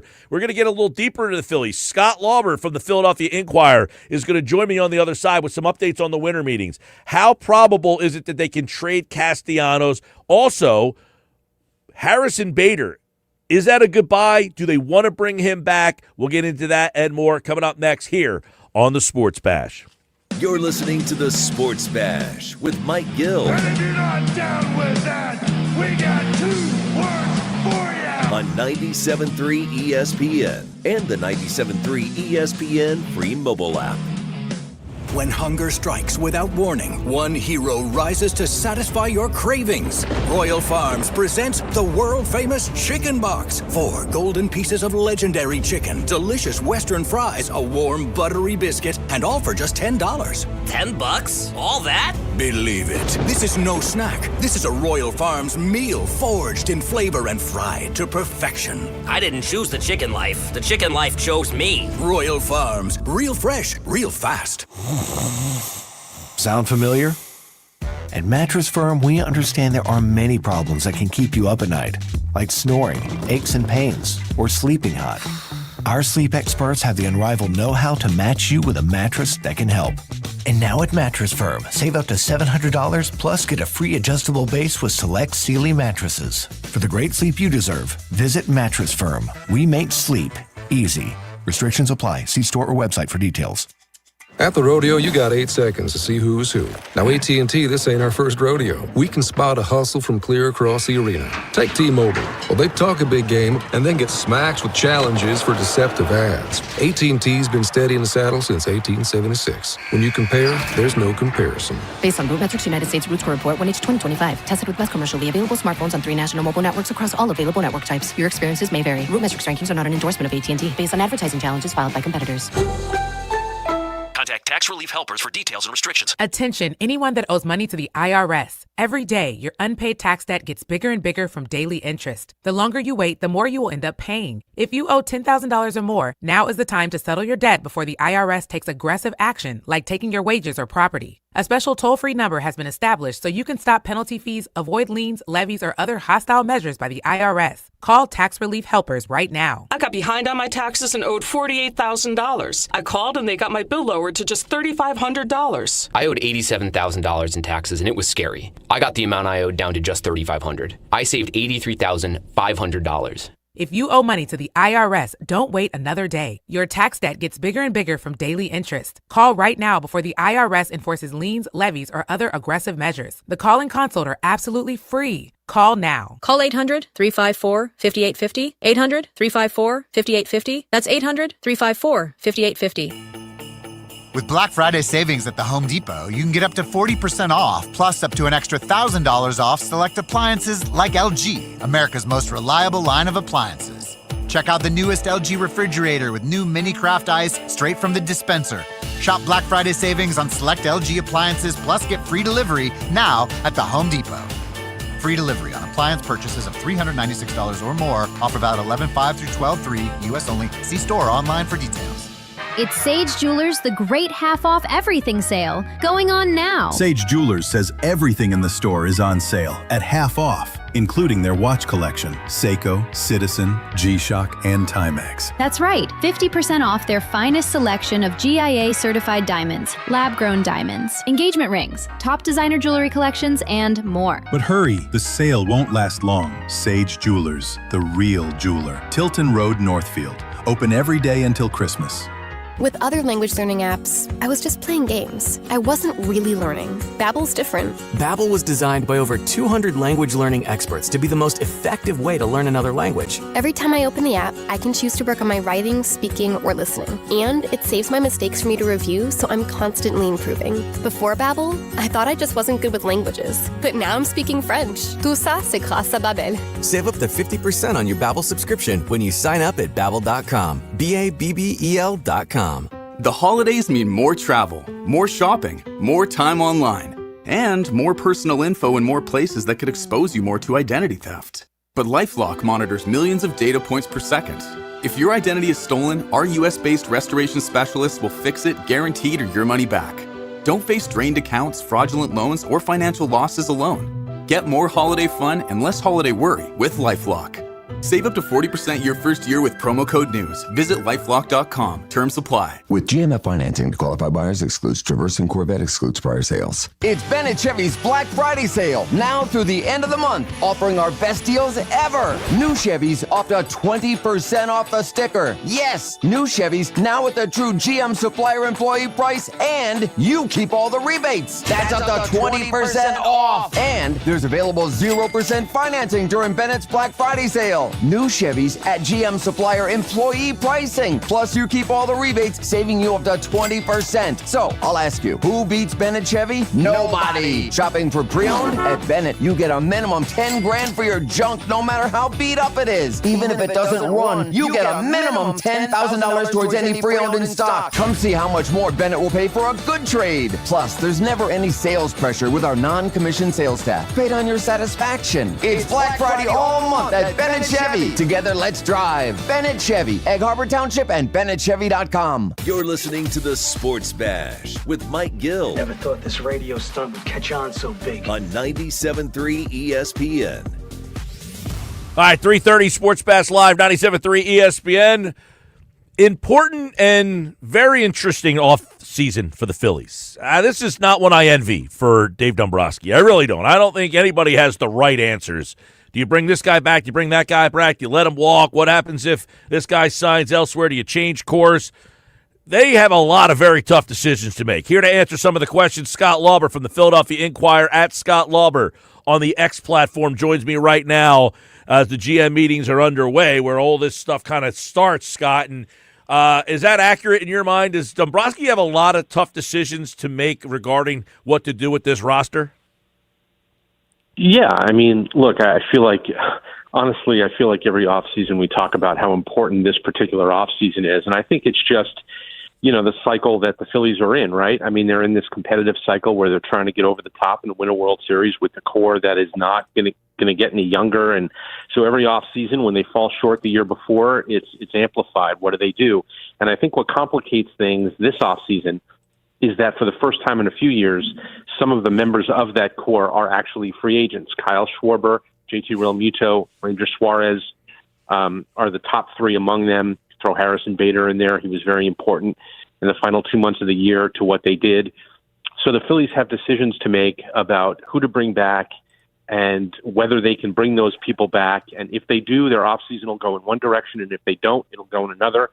And all of these things have to sort of fall into place before we know which course they're going to take. So I've compared it in print, in stories I've written. I've compared it to kind of like one of those choose your own adventure books that you used to read when you were a kid, right? Where it was like, if you want to choose path A, go down path A, and the book takes one direction. And if you wanted path B, it takes a whole other one. And I think that that's kind of what they're looking at. And obviously time's a factor here too, because they don't have, months and months to sit around and wait for a decision from certain players. They've got to make decisions themselves about which course they're going to go on. Yeah, Scott, a couple of years ago when they signed Bryce Harper, that wasn't until March. I mean, that didn't happen until they were in Clearwater. So, I mean, how much does the timetable on Schwarber and his decision kind of wreak havoc with this offseason? Well, it's going to be a factor. Certainly, like the Phillies are not going to wait around forever and ever and ever for their people to for those players to make a decision. And look, I could be wrong about this, but I've never gotten the feeling that that it's going to take nearly that long for Schwarber or for Realmuto to make a decision. I don't think we're waiting into spring training for either of those guys. I think both of them are going to make their decision a lot earlier. But it could. Dave Dombrowski sort of said yesterday, like, look, it's their move, right? I mean, the ball is in their court. Now the Phillies will have, certainly at some point will have influence over that, right? I mean, they're going to make an offer, and they're going to say, look, we need to know by X, if we don't hear by X, we're going to have to make contingency plans. So they're not nearly there yet. This is still really early in the offseason. I wish this was like the NFL or the NBA where everybody signed within 48 hours, but we know in baseball it doesn't go that way. A month from now, maybe maybe there's a little bit more urgency on the part of one side or the other, but not yet. Not this soon. Scott Lauber from the Philadelphia Inquirer, the Phillies offseason should be getting underway, and we'll see what the first peels of the onion. Obviously, everybody's kind of going crazy about Harrison Bader. Do they want to bring Bader back? And they kind of like, hey, we got our 50 games, and we got the best 50 games out of him that we could have ever imagined, but we can't really trust him as a long-term guy. How do they view center field and Bader? Well, it's complicated because I think on one hand, if you want to take a clear-eyed sort of rational view, they got two of the better months of Harrison Bader's entire career in August and September. I think if anyone with the Phillies had told you that they thought that they were going to get that when they traded for him, they would have said no. They thought that Bader would have been an upgrade over what they had, but there wasn't much about his career that would indicate he was going to be a 300 hitter with a high on base and bat at the top of the order and get 2 hits a night and things like that. He's a good player. He's not that player. And so I think if you took a clear-eyed, rational view of it, he's out there on the market, and I'm sure he's going to want multiple years. And, you would probably say, thank you for your service. We'll move on to someone else. The problem with that is that he's a right-handed hitting outfielder, and there aren't many of those out there available, certainly in free agency and even available in a trade. So, I do think you have to look at it and you have to say, well, is there a shortage of this kind of player? Do you have to maybe do something a little bit uncomfortable and give him a multi-year deal in order to bring that guy back? Because, he might get something like that. So, look, I think there are a lot of different ways they can go with their outfield. One thing that seems clear from everything Dave Dombrowski said yesterday is that Justin Crawford will be in that outfield, whether it's center field or left field is to be determined. I have talked to people in the organization who think he can play center field every day in the big leagues. I have talked to people who feel like he's more of a left fielder based on his defense. So, it sounds like they're comfortable with him at either spot, depending on what they do around him. I think we know from, again, what was said yesterday that Nick Castellanos won't be part of this outfield. They're going to either trade him or they're going to move him in some way, trade him or release him. So he's not a part of this. So it's Crawford. It's probably Brandon Marsh. He's under contract for next year. And then fill in around those guys and decide how Crawford fits in at which spot. Yeah, the Castellanos thing, obviously everybody just assumes he's going to be gone. He'd be a tough guy to trade. You either have to eat money or I guess somebody would want you to attach a prospect. So you're looking for a bad contract or you're just hoping somebody says, hey, we're the Pirates and we'll take a player that we hope has a good first half so that we could trade that guy. Is that the kind of deal you're looking for, or is there a bad contract somewhere in the mix? Yeah, I think there are a couple of ways you could go. Like you said, you could either attach a prospect, which you don't want to do because you don't want to sacrifice a prospect and have to still pay down some of the money. You'd have to pay down less, of course, if you attach a prospect. But I think, my sense is that they would just pay down as much as they have to, to put him in a trade. I do think there is an inclination to look around the league and say, who else has a bad contract that they want to unload? And I couldn't help yesterday, I was talking to Chaim Bloom, who runs the St. Louis Cardinals, and he was talking about Nolan Arenado and how they've talked to Arenado about moving on and trying to find a better fit for him. And there were a lot of dots that I thought were worth maybe trying to connect there. Nolan Arenado is not ideal at this stage of his career. He's 34. His numbers are declining, much like Castellanos' are declining. But he plays third base. He still plays pretty good third base. He's, a platinum glove winner at third base in his career. Maybe going to a contending team kind of refreshes him, rejuvenates him a little bit. It would enable the Phillies to then turn around and move Alec Boehm in a trade if they wanted to. And, Arenado's contract situation is such. He's got 2 years left. I believe it's a total of $42 million, but part of that is being paid still by the Rockies. I think the Cardinals, essentially the difference in money is $18 million. So if they were traded straight up for each other, Castellanos and Arenado, and you said, you take this contract and we'll take your contract, the Cardinals come out $18 million ahead.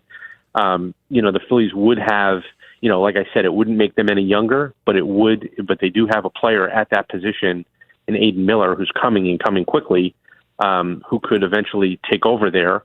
So Arenado would essentially be a bridge to Aiden Miller. I mean, there are things about it that make sense if the two teams could line up. I don't, again, it's not ideal for either side, but maybe it's that's sort of the concept is you find a team that's got a contract that they want to move, and maybe you have a match and you can move yours and they can move theirs. I know you got to get out of here, Lauber. Scott Lauber, by the way, is with us from the Inquirer. Two quick ones. Would they consider moving Painter to get like a young catcher or something else? No, I don't think so. Okay. I think he's a part of the rotation going forward. No doubt about it. Bohm definitely gone, or good chance he's back? No, not definitely. I mean, look, a year ago we thought he was going to get moved too, and he didn't get moved. But it's one of those where with a year left before free agency, you might find a team that would be interested in that, and it might allow you to get a different look for your lineup because he is more of a movable piece than, let's say, you're not moving Harper Turner. You want to keep Schwarber, you want to keep Real Muto. You're running a lot of it back. So Bohm's a more movable piece than a lot of the other ones. All right, Scott Lauber from the Philadelphia Inquirer. It's starting to heat up. We hope that they got to do something with this. They got to get guys moving. They got to make it like football and basketball here, right? You got to get a little action. As I've been saying this for years. They don't listen to me. Scott, appreciate you as always, pal. You bet. Anytime. All right, there's Scott Lauber at the GM meetings with the Phillies. The Arenado stuff, I don't know that too many people listening have a lot of interest in that, right? You have any interest in that? I don't. Nolan Arenado's been a guy who hasn't been good really in 2 seasons, if not 3. I'm trying to remember the last time he was down with the Cardinals. I feel like he's just been a name that just has constantly been mentioned when you're talking about disappointment. Last year, 237, 12 homers. I mean, he is certainly not the same player that he was, and he is now getting to that age where you start to now look around this Phillies team and say, I got a bunch of guys on this team that are at an age that I'm not all that excited about having, 30, 40 years old, by the way, for Nolan Arenado. He hasn't had a really productive season. I'd go back to really 2023 is the last time he played power-wise, but even then, he had a 315. Last year his on base was 289. You might as well just keep Alec Bohm in that instance. Now, the Castellanos stuff, I do want to get into that. And I've been talking a lot about Castellanos and how you try to move him. It's that you look for a team, and by the way, there was a report yesterday, I think it was Ken Rosenthal, that said the teams like the Pirates and the Marlins have said they do want to try to spend some money. Okay, that's who you call. Florida, Pittsburgh. More Pittsburgh than Miami, because Miami's actually decent. They're like on the precipice of like having a above 500 record, where Pittsburgh's just a complete dumpster. But if Pittsburgh wants to spend money, you call and say, hey, you want Nick Castellanos to play right field for you, and then you could try to trade him. I mean, that's the way you do it.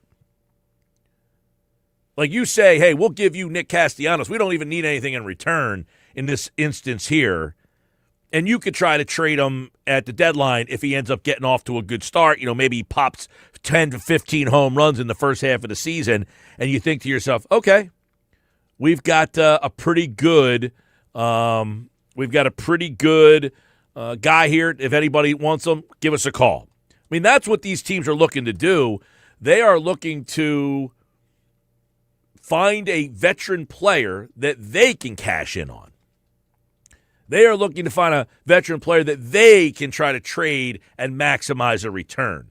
That's the Casty moves, and he's not going to be back because if they can't find a trade, according to reports, they will release him. The Bohm thing, I think it's a fait accompli to most people that they want to trade him. He's a potential trade candidate this winter. No question about it. That being said, you got to replace him also. Aiden Miller, do they want him to play third base? Do they look at him as a shortstop? Those are all of the things that you look at. 609-403-0973. More Phillies stuff as the offseason goes on. Don't forget, you can check out the Now Batting for the Phillies podcast. a Mike and Bob Phillies baseball chat. We'll have it for you every Monday throughout the offseason. Check that out on all platforms. We had a good conversation about the Schwarber thing. If Schwarber decides, hey, I'm going to wait until Valentine's Day, I'm going to wait until March 1st, Phillies have to make a decision here. You can't just sit and do nothing. Can't sit and do nothing. All right, Sports Bash Live, 97.3 ESPN. Coming up, we have a cue to call, 99 bottles on the way. That's coming up in about 10 minutes. Plus, the unsportsmanlike moment of the day. That's next.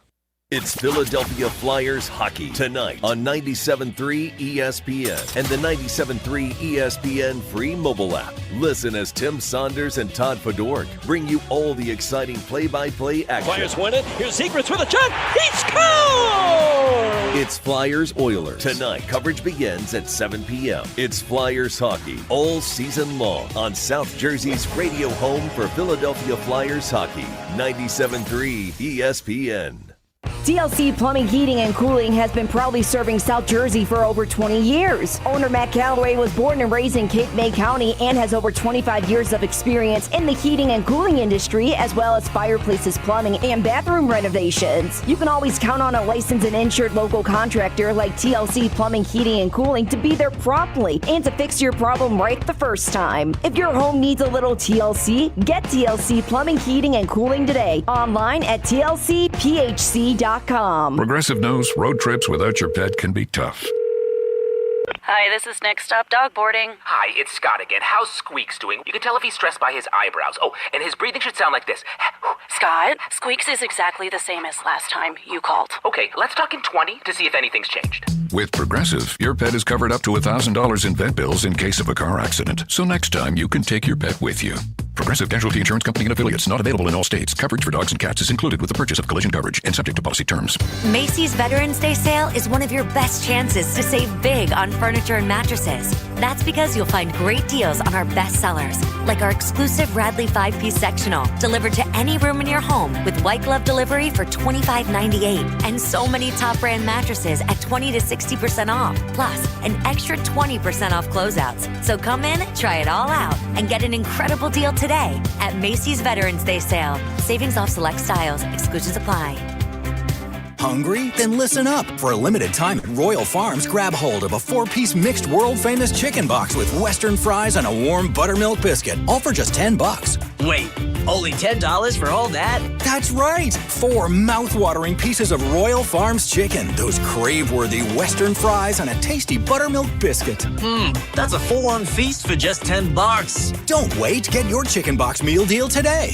Only at Royal Farms. Real fresh, real fast.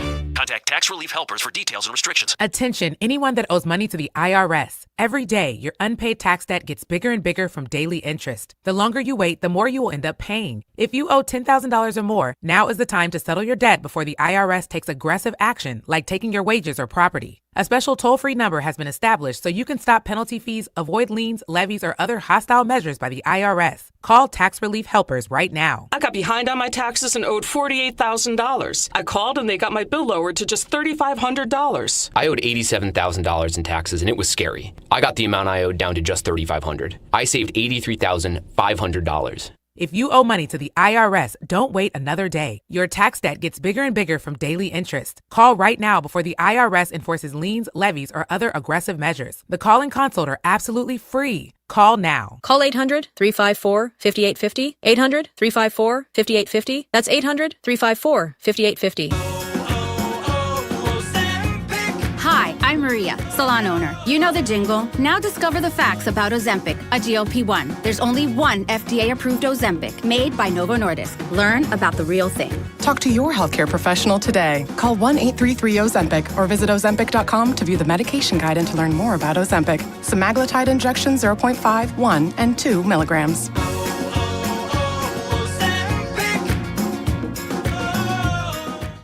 Experience casino like never before at Bet365. Spin your way through your favorite games. Check out our awesome table games and face off against a real live dealer. And play exclusive games that you simply can't play anywhere else. New Bet365 players get a 100% deposit match bonus up to $1,000 plus spins. Download the app and see why it's never ordinary at Bet365. Gambling problem? Call or text 1-800-GAMBLER. 21 plus only. Must be physically present in New Jersey and Pennsylvania. T&Cs apply. Staples presents An Easy Holiday. Running a small business during the holidays is hard. No truer words were... But this year, Staples helped me have an easy holiday. Your script has a typo. Nope, easy peasy. I just ordered online at staples.com and picked up in store. And with UPS on site, shipping was easy too. Plus, huge savings on tech, custom cards, even my holiday sale signage. Visit your local Staples store or staples.com today for up to 45% off select laptops. That was easy. Ins 12/27. Jersey Cow, a great place for the family to hang out and eat ice cream. At Jersey Cow, everything is homemade. Small batch, right here in South Jersey, with only the best ingredients. Cones, sundaes, gelati, cyclones, even milkshakes. Enjoy Jersey Cow in Northfield and Absecon from noon until 10 p.m. and Brigantine 2 till 9 p.m. with all the fall flavors. Pumpkin, cookie butter, and pumpkin spice latte soft serve. Grab a pint to take home. Jersey Cow. It's a year-long thing in Northfield, Absecon, and Brigantine. You're listening to The Sports Bash with Mike Gill on 97.3 ESPN and the free mobile app. It looked bad this year. I don't know that it was worse than what we got from Joe Shane 2 years ago with off-season Hard Knocks, laughing at the notion that a $13 million a year running back could be the identity of the team. Both men have dirty hands when it comes to this, and I don't know how one continues to keep his job. I like this conversation this morning on Unsportsmanlike. It's the Unsportsmanlike moment of the day. That's Chris Canny. It's brought to you by Whitehorse RV Center. Find fall closeout savings on 2025s and select pre-owned RVs. Shop now before they're gone. Whitehorse RV, your RV adventure starts here. I've liked this discussion ever since the fire in Daboll, because some people think that Shane is the one that should have been fired, or both of them. And now it's pointing fingers. Who's more to blame here? I think Joe Shane has actually found some talented guys as the GM. Scadaboo, you like him if you're a Giant, right? Dart, you like him? I mean, I'm not the biggest Dart guy in the world, but he's obviously better than any other guy, and he's given him some hope. He drafted Neighbors. Now, some of the guys on the defense, have they lived up to what you thought? Carter, Thibodeau, not necessarily, but it feels like they were moving kind of in the right direction with some talent on that team. They should have won more games this year. Those games they lost were more on the coach. So I do think Shane has a high-profile decision that I don't even think was a bad decision if you're the Giants. You can't bring Saquon Barkley back. That was a smart move. So I think Shane is the guy that stays if I have to pick one over the other. To me, Mike, this all comes down to if you take out the Saquon Barkley decision, just take it out of the conversation, then judge the New York Giants.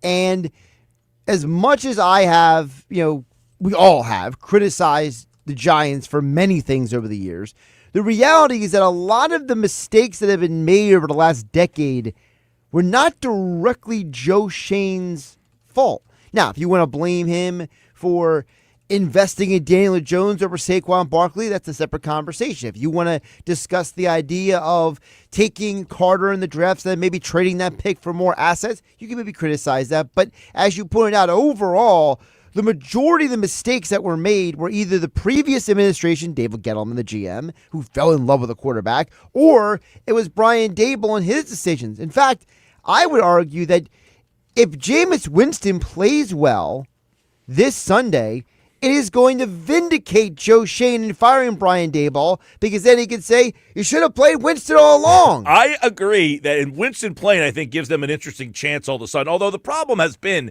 like I thought, when Neighbors went out, I was like, how's this team going to move the ball? And they have moved the ball. So I do think that they both, I think Daboll is a guy who's a good offensive mind, good offensive coach. Shouldn't be a head coach. Not good clock management, bad decision-making.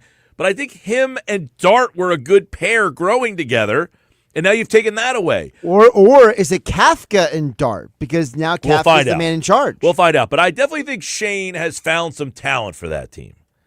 So everybody who thinks that Joe Shane should be the guy that just automatically got fired, you could say both of them should be gone and just start over. That's dysfunction. I hate dysfunction. If you think that Shane has found you some talented players and you want him to keep on finding talented players, you keep Shane, you get rid of Daboll. And that's our unsportsmanlike moment of the day, brought to you by Whitehorse RV Centers. Your RV adventure starts here. Coming up, Jeff Mosher has football at 4. That's next. This is the Sports Bash. But first, before we get out of here to football at 4, I need caller 7. That's your cue to call right there. 609-573-3776. 609-573-3776. Caller 7, you are entered for this year's 99 Bottles Party at Maynard's in Margate, where we have 99 pairs of tickets to all sorts of great events, including Eagles Club Box seats, Sixers and Flyers tickets, Phillies prize packs, concert tickets like Jack Johnson, Aaron Lewis of Stained, OAR, Journey at Boardwalk Hall, comedian Bert Kreischer, the Harlem Globetrotters, and we are adding more tickets every single day. Caller 7 right now. You must be present to win on Wednesday, November 26th at Maynard's in Margate. We'll see you there. Good luck. This is the radio home for Philadelphia Eagles football. The Eagles continue the 2025 season on Sunday Night Football, hosting the Detroit Lions. 1st and 10 at the Lions 45. Hurts back again, looks, fires, diving reception as A.J. Brown. Pre-game coverage starts at 7 p.m. with Merrill Reese and Mike Quick calling all the action, starting at 8:20. This is where the Eagles play. 97.3 ESPN, South Jersey's Eagles station. Get your game on at the Fanatic Sportsbook in the gallery at Ocean Casino Resort. Go to Ocean Casino Resort. Go for the win. For more information, visit theoceanac.com. Running a business means wearing multiple hats. So if you're like me, you probably started out using your personal phone, taking client calls and texts nonstop. As my business grew, I needed something smarter. That's when I switched to Quo, the #1 business phone system. Quo works right on your phone or computer. No carrying 2 phones, no clunky landline, just one easy app you can try for free. Your team can share one number and handle calls and texts together like a shared inbox. Any teammate can jump into the conversation, so customers get faster responses. And Quo's AI assistant summarizes your calls and responds to customers 24/7, so you never miss a lead or opportunity. All this starts at just $15 a month. That's basically 2 coffees. You can even keep your current business phone number. Find out why 90,000 businesses trust Quo. No missed calls, no missed customers. Try Quo for free at quo.com/sports. That's quo.com/sports to try Quo free. QUO.com/SPORTS. It's Sage Jewelers, the great half-off everything sale, going on now. Sage Jewelers says everything in the store is on sale at half off, including their watch collection, Seiko, Citizen, G-Shock, and Timex. That's right, 50% off their finest selection of GIA-certified diamonds, lab-grown diamonds, engagement rings, top designer jewelry collections, and more. But hurry, the sale won't last long. Sage Jewelers, the real jeweler. Tilton Road, Northfield. Open every day until Christmas. Staples presents an easy holiday. My holiday list was a mile long. Fa la la la boo hoo hoo. Staples made it easy with big savings on tech gifts. I'm listening. And I saved big on custom holiday cards, too. Plus, Staples has UPS shipping in store. Holy flying reindeer. Shop Staples today for 40% off custom cards, invites, wrapping paper, labels, stamps, and photo gifts. That was easy. In-store and online expires 11/15. Exclusions apply. Visit staples.com/print for details. For over 135 years, First Bank of Sea Isle City has proudly served Cape May County with a commitment to maintaining a hometown feel. We provide secure, convenient deposit and loan products every day. We're more than just a bank. We're a trusted community partner, offering personalized banking solutions that make life easier for local families of all ages.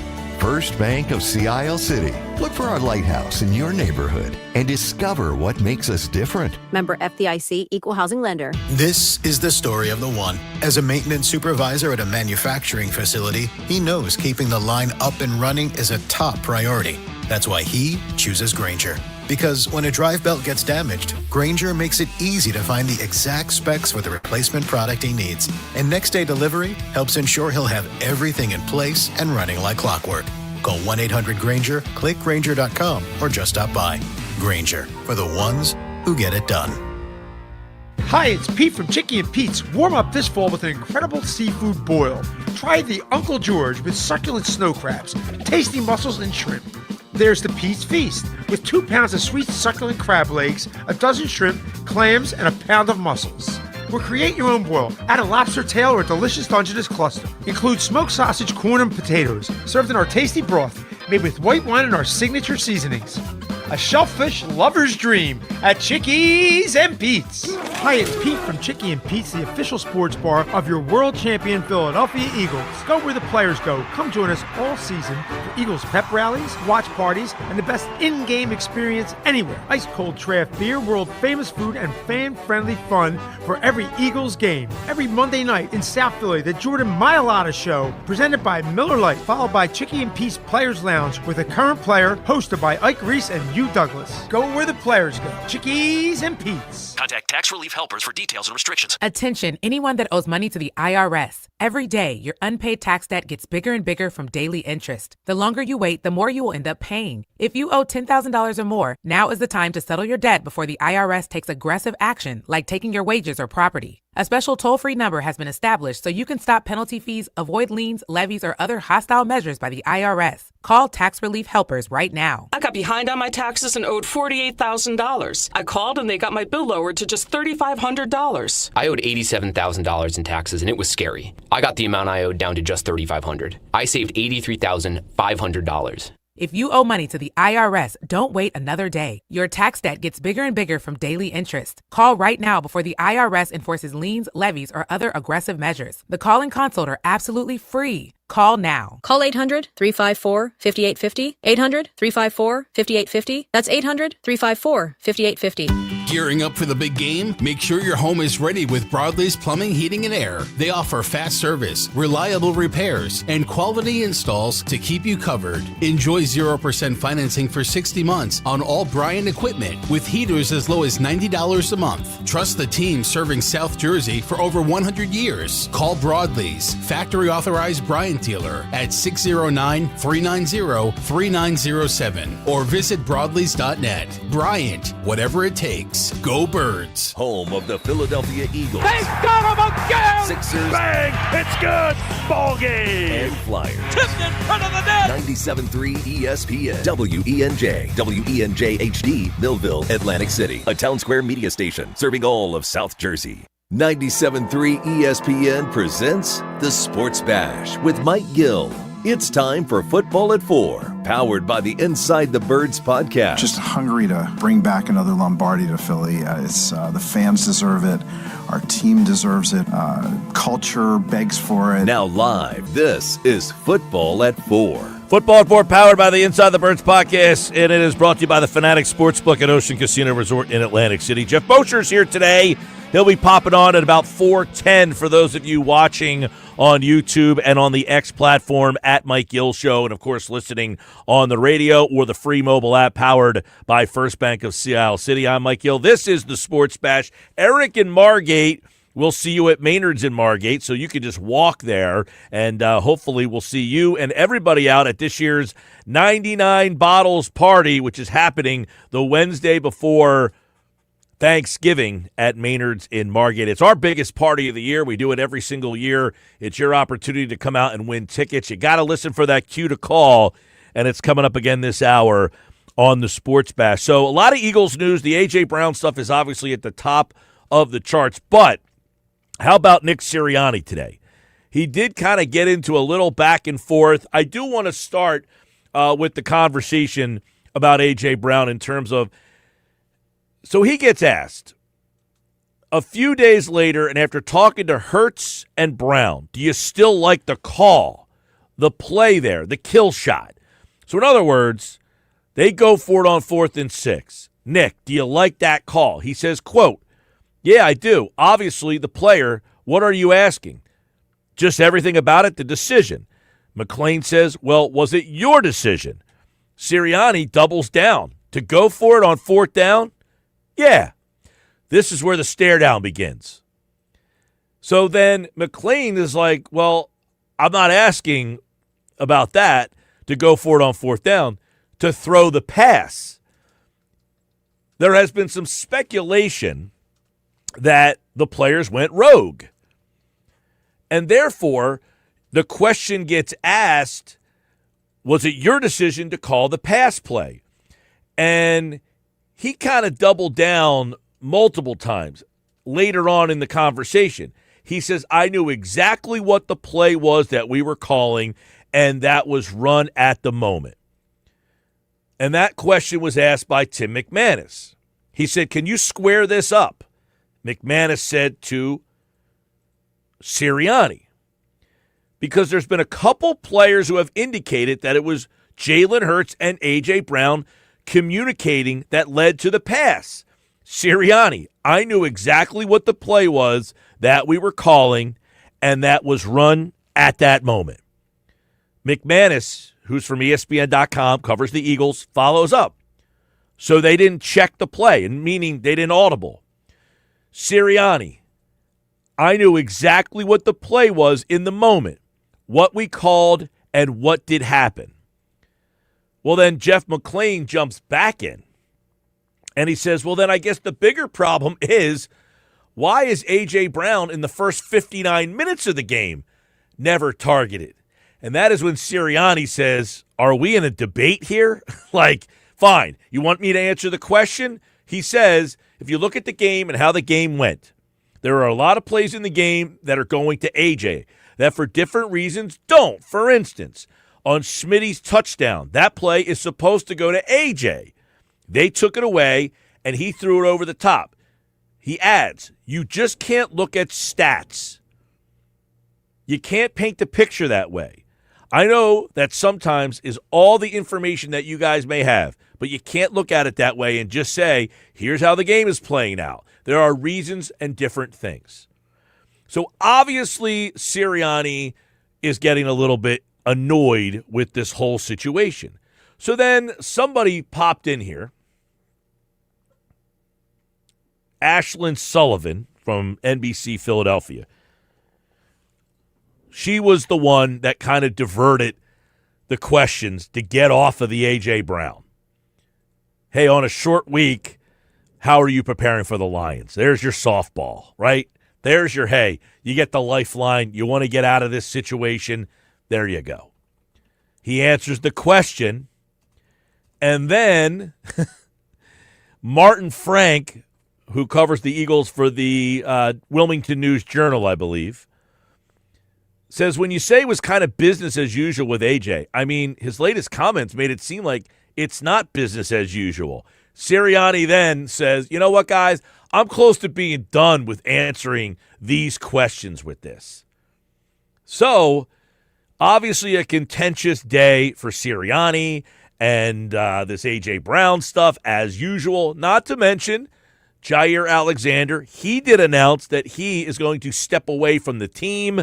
We'll get all that insight and more right now for today's Football at 4. As Jeff Mosher from the Inside the Birds podcast joins us now on the Sports Bash for today's Football at 4. And Moshe, we appreciate it, man. And obviously an interesting day down at the NovaCare Complex today. You know, a team 7-2, number 1 seed, wins over Kansas City, Tampa Bay, Green Bay, the Rams. You would think everything's peachy keen. Sounded like Nick was getting a little snippy today. Did you get that feeling from Nick Sirianni? Oh, I mean, yeah. I mean, you would have to be, you would, yeah, of course he was snippy. I texted Adam Kaplan today, and I said this was about as testy of a press conference as I can remember in a long time, maybe if ever, for Nick Sirianni, because Nick generally handles the tough questions pretty well. And, and he started off doing that, and he anticipates the tough questions he's going to get. So he tries to answer them the best he can. And then he'll always couch that at the end, right? With, when there's clear disagreement, he'll say, but obviously I'm the head coach and I understand that all these decisions will reflect on me, and I accept that. But today he certainly got a little testy with the line of questioning. I was waiting for somebody to yell, "Objection, Your Honor," at some point because it started to feel like it was getting that way. Well, he did ask at one point, is this a debate? Like, are we supposed to debate what's going on here? It was a lot of it about that 4th and 6 call with I think it was Tim McManus asked a question. He said, well, a couple players seem to indicate that Jalen and AJ kind of went off on their own, and we've seen this happen before in that Seattle game a couple of years ago. Nick followed up with, I knew exactly what the play was, and he said it twice with almost the same verbiage. What almost makes you feel like, that's me covering for my players. You take this how you want. Yeah, I mean, there's two ways to look at it. There's the covering for the player, and then there's also sort of the plausible answer that's a non-answer, meaning, and I hope fans understand this, like a team, an offense does not go out to the field with just one play call ever, right? There's multiple play calls based on what you're seeing, whether it's man or zone, being on down and distance, and then defenses change, right, pre-snap. So if you see a defense change, you can change the play call to what you already have planned, or you can audible, right? So I believe Nick Sirianni when he says he knew what play was being run once they audibled into it, right? That doesn't mean he agreed with it, though. No, the question is not did you know it, but did you agree with it? Did you want that play run when they checked into it? And that we will never know, and I doubt he would have answered it truthfully anyway. But, Mike, to be fair, this happened. I mean, there's in every game, quarterbacks check into different play calls. Some have more autonomy than others. And Nick Sirianni does have a history, and so does Jalen Hurts in the offense, of going for the jugular on 3rd and long and 4th and long in those situations. And I know I heard Nick already reference it in a different interview when they went for it on 4th down on the opening. I think it was the opening drive against Washington last year. Maybe it was the second drive in the NFC Championship game, and then they hit A.J. Brown down the left side for a long touchdown. So I don't think it's as big of a conspiracy or a rogue operation as it might come off because of the timing and the way it went down. But I will say I'm sure that there's not always 100% agreement whenever quarterbacks do check into different plays with the quarterback and the head coach in that regard. Well, there was a lot here, too, because I don't know if Sirianni got baited into this one. Was it your decision? And he's cut off the question to go for it on 4th down. Yeah, it was. And then McLean said, no, to throw the pass. Right. So he almost answered something that he, almost didn't have to, but he then said, yes, it's my decision to go for it, which we all figure anyway. But he's also suggesting it's my decision to throw the pass. The other part of it is, hey, you were on the sideline saying, why? And that's where he's like, well, if I have to answer every time I say something on the sideline, well, it's not like someone took an edited video and threw it into the live shot there. Right. He clearly did not want to have to answer why his reaction to the play call didn't match their reaction to, or their want to exercise that play call. But, Mike, my favorite internet or social media expression is when someone says, don't let this or that distract you from this or that, right? That's a big Twitter or Facebook thing. And I will say, don't let this agreement/disagreement on the play call distract you from the fact that Nick Sirianni had the opportunity to kick a field goal or punt there. And he is the one that put the offense on the field. So he did. He admitted that. He did say it was my decision to go for it. Now, that being said, the right play is kicking the field goal. I do agree with not kicking the field goal there, because if you miss the field goal, you're giving them more yardage as opposed to punting and taking away more yards from them. Sure. I mean, I think that there's an argument for why you should go for it on 4th down there. Also, but and then I feel like they tried to marry.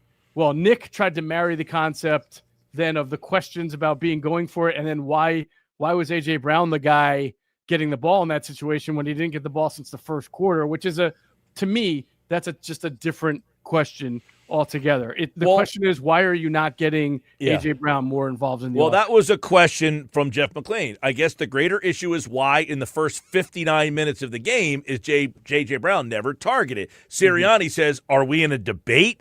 McLean says, I think that's a fair question. That is a fair question. Why are you not targeting A.J. Brown but 3 times? I don't think that there was a single question asked to Nick Sirianni today that was unfair. I really don't. I know there's always going to be that, I don't know how large the faction of the fan base is that, these media guys are looking for drama or we're winning. I mean, these are questions that we're getting from fans all the time to us, okay? So when the reporters ask it, you can't all of a sudden act like Mr. Tough Guy on the keyboard and say the media and sports writers in this town are just agenda-driven and all that crap that I see. Okay, these are absolutely fair questions. Do you know how much money is invested in this offense? Okay, like let's not wait for the Eagles to lose 3 games to then in retrospect say, oh, well, now the questions are fair. No, there's a lot of money invested in this offense to at least function at a better level, right, than you've seen both in the running game and in the passing game consistently throughout the year. I know that the Eagles have won ugly for over a year now, okay? I know that. And I'm not saying this offense needs to score 35 points a game or it has to look 1,000 times better. But there is clearly a difference in how this offense looks this year from a run game and a pass game perspective than it has when it's at its best. What is your take on then? Like they're obviously very risk adverse. And we had an interesting conversation about this earlier is, okay, do we overvalue the talent on this team? Do we overvalue the talent? So that's a good question. No. Is that a fair question? So. Yeah, it's a fair question. What is this, a debate, Mike? I do want to, real quick. So he gets asked the question. He says, what is this, a debate? And then McLean says, I think it's a fair question. And then Sirianni says, okay, what's the question? It's almost like I don't think he actually listened to Jeff's question. I think he thought Jeff was following up with another 4th down play call question when Jeff was actually moving on to, well, then why doesn't A.J. Brown get the ball earlier? Right. Question. And then he heard the question and was like, oh, well, anyway. But moving on, like, I don't think it would have been impossible to predict going into the year that the offensive line was not going to be at the level it was last year. There is some advanced analytics that show, we did a show, we do Inside the Data on Inside the Birds with Sam Finkel. He's really good with analytics. And we had done a chart after week 4 showing A.J. Brown's separation yards per target. And each year since 2022, they have gone down. Now, he's never been a huge separator to begin with. He's not a guy based on speed. I mean, he's contested catch, physical, strong receiver. But he had dropped from about 2.7 to 1.7 through the first 4 weeks, which probably hasn't gotten any better since then, which is a full yard of separation per target drop, which is pretty significant. Now, I always say this data needs context. I mean, when the routes you're running can influence whether you're getting separation or not as well. But even with context, I think when you're a full yard of separation down from your best days, that there's probably something to that. And I think it's fair to question, is he still an elite receiver? I mean, right now, Devontae Smith is the guy who gets the ball in high leverage situations. So, you factor in the offensive line, you factor in the A.J. Brown, and, again, is Jalen Hurts. Jalen Hurts is a specific kind of quarterback who flourishes in several areas of the game, but also doesn't in other areas of the game, using the entire field, every blade of grass. So you put it all together, right? Well, and that's why I asked the question of, like, do we overvalue the talent? Because the coaches are obviously saying, we don't have the talent to be this high-flying offense. But they've never been a high-flying offense since 2022. Because there's a constant player on the team. They have 5, 6 different offensive coordinators. You think all of them have a lousy passing game? That's my point when everybody wants to back the bus over Kevin Patullo. I did an interview today with someone who clearly, feels like Patullo is doing a terrible job. And I say, what do you think the difference between Kellen Moore's offense and Brian Johnson's offense was? What do you think is the biggest difference? You answer that, Mike. What's the biggest difference? Yeah, what do you think? The difference between they ran the ball with high level of success. Exactly. Brian Johnson did not have Saquon Barkley. The Shane Steichen offense was a little better in the passing game, but wasn't great. It was better. You're right. But then they were also that was in an era of RPOs, and they cracked down on the illegal man downfield, and now you're seeing a lot more different coverages on the back end to disguise what you're doing. I mean, even Shane Steichen himself isn't running that kind of offense as much as he did in 2022.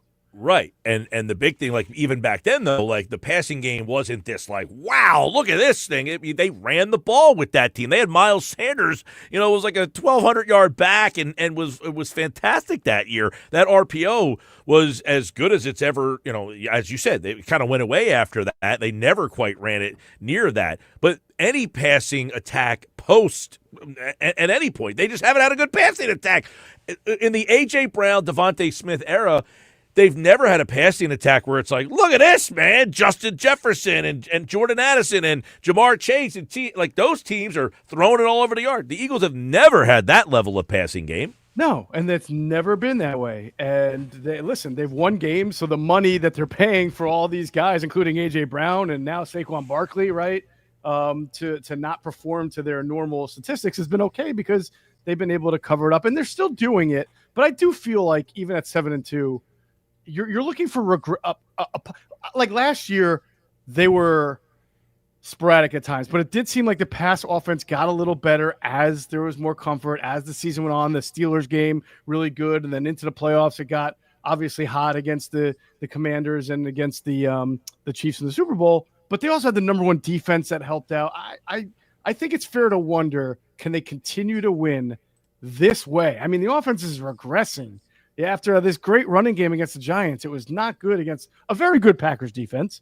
And so they got to find some answers. Yeah. But I say this tongue in cheek, right? In 20 years, honestly, I say this tongue in cheek. I'm not trying to make people mad, but in 20 years, I'm going to write the look back book on how the Eagles took the league by storm and won a Super Bowl, didn't realize it because when they were running RPOs in 2022, they had illegal men downfield all the time. And then the NFL cracked down on it. And then, of course, the dish push is going to get banned, and we're going to look back on all the false starts and all the neutral zone in front and all the times that they had a guy moving when they shouldn't have been. And I'll write this great book.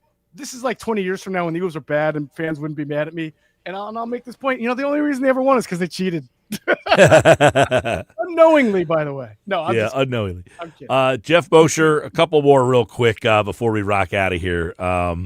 Jair Alexander abruptly leaves the team, seemingly is retiring, stepping away from football. I guess just kind of what happens with the trade? They just lose the pick? That's not voided?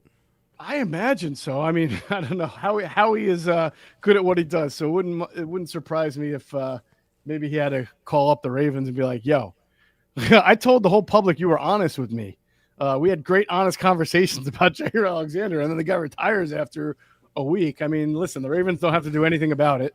But what did they give up? They gave up like a 6th round pick and got back a 7th round pick. Yeah, there was a pick it's not swap even. there, yeah, it's a pick. We're talking about slots, right? Not even a full. I gave up something up. They literally just traded spots in the last rounds of the draft. It's not a big deal. Jacorian Bennett activated. He did mention him by name today, and that Bennett is a guy that they like. They'll be interested to see. He did say that I thought that he mentioned Ringo played well. The one game Adoree played last game. That's going to be kind of fluid here, I guess, moving forward. But I will say this: this game to me feels very much like the San Francisco game from a couple of years ago. Right? You've beaten everybody, and everybody's like, you're beating everybody, but you're just somehow finding ways to win.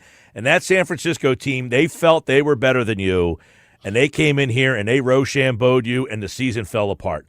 The Lions feel very similar, that they could have beat you last year, and they have a chance on national TV to show everybody.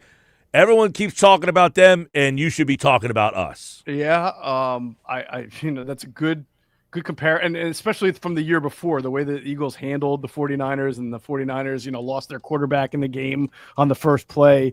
The Lions probably feel like they never had the chance because of all those injuries to go toe-to-toe with the Eagles and losing to the Commanders in the divisional round. And you're right, they probably feel like they have something to prove against that team. Dan Campbell took over play calling. You saw a little bit of a difference in how they were able to get Jamison Williams more involved, yards after catch, and how they were get Jahmyr Gibbs in the passing game involved. Now, it came against the Commanders defense, so you can't put too much into it, but they're a very good team. They do have some injuries on defense, but right now it's like the Eagles have a tough time hitting a team where it hurts in the secondary because they're not throwing the ball particularly well. Well, and I would say this. People are like, well, 2023, that team's defense stunk. And I do agree that this defense is better. But my point is you can't assume your defense is going to hold Detroit, Dallas, Chicago, all to 7 points. You're going to have to score. You're going to have to be able to get this offense going, and 10 points isn't good enough. I get it. Green Bay's got a pretty solid defense, but you got to score more than 10 points. Yeah, I agree with you. I think I kind of felt like they were going to split these games, so they beat Green Bay, and now the pressure, they got, it's a big game because Seattle and LA are going at it. It's one of those teams is going to have 8 wins and be up there too, and they're both hot.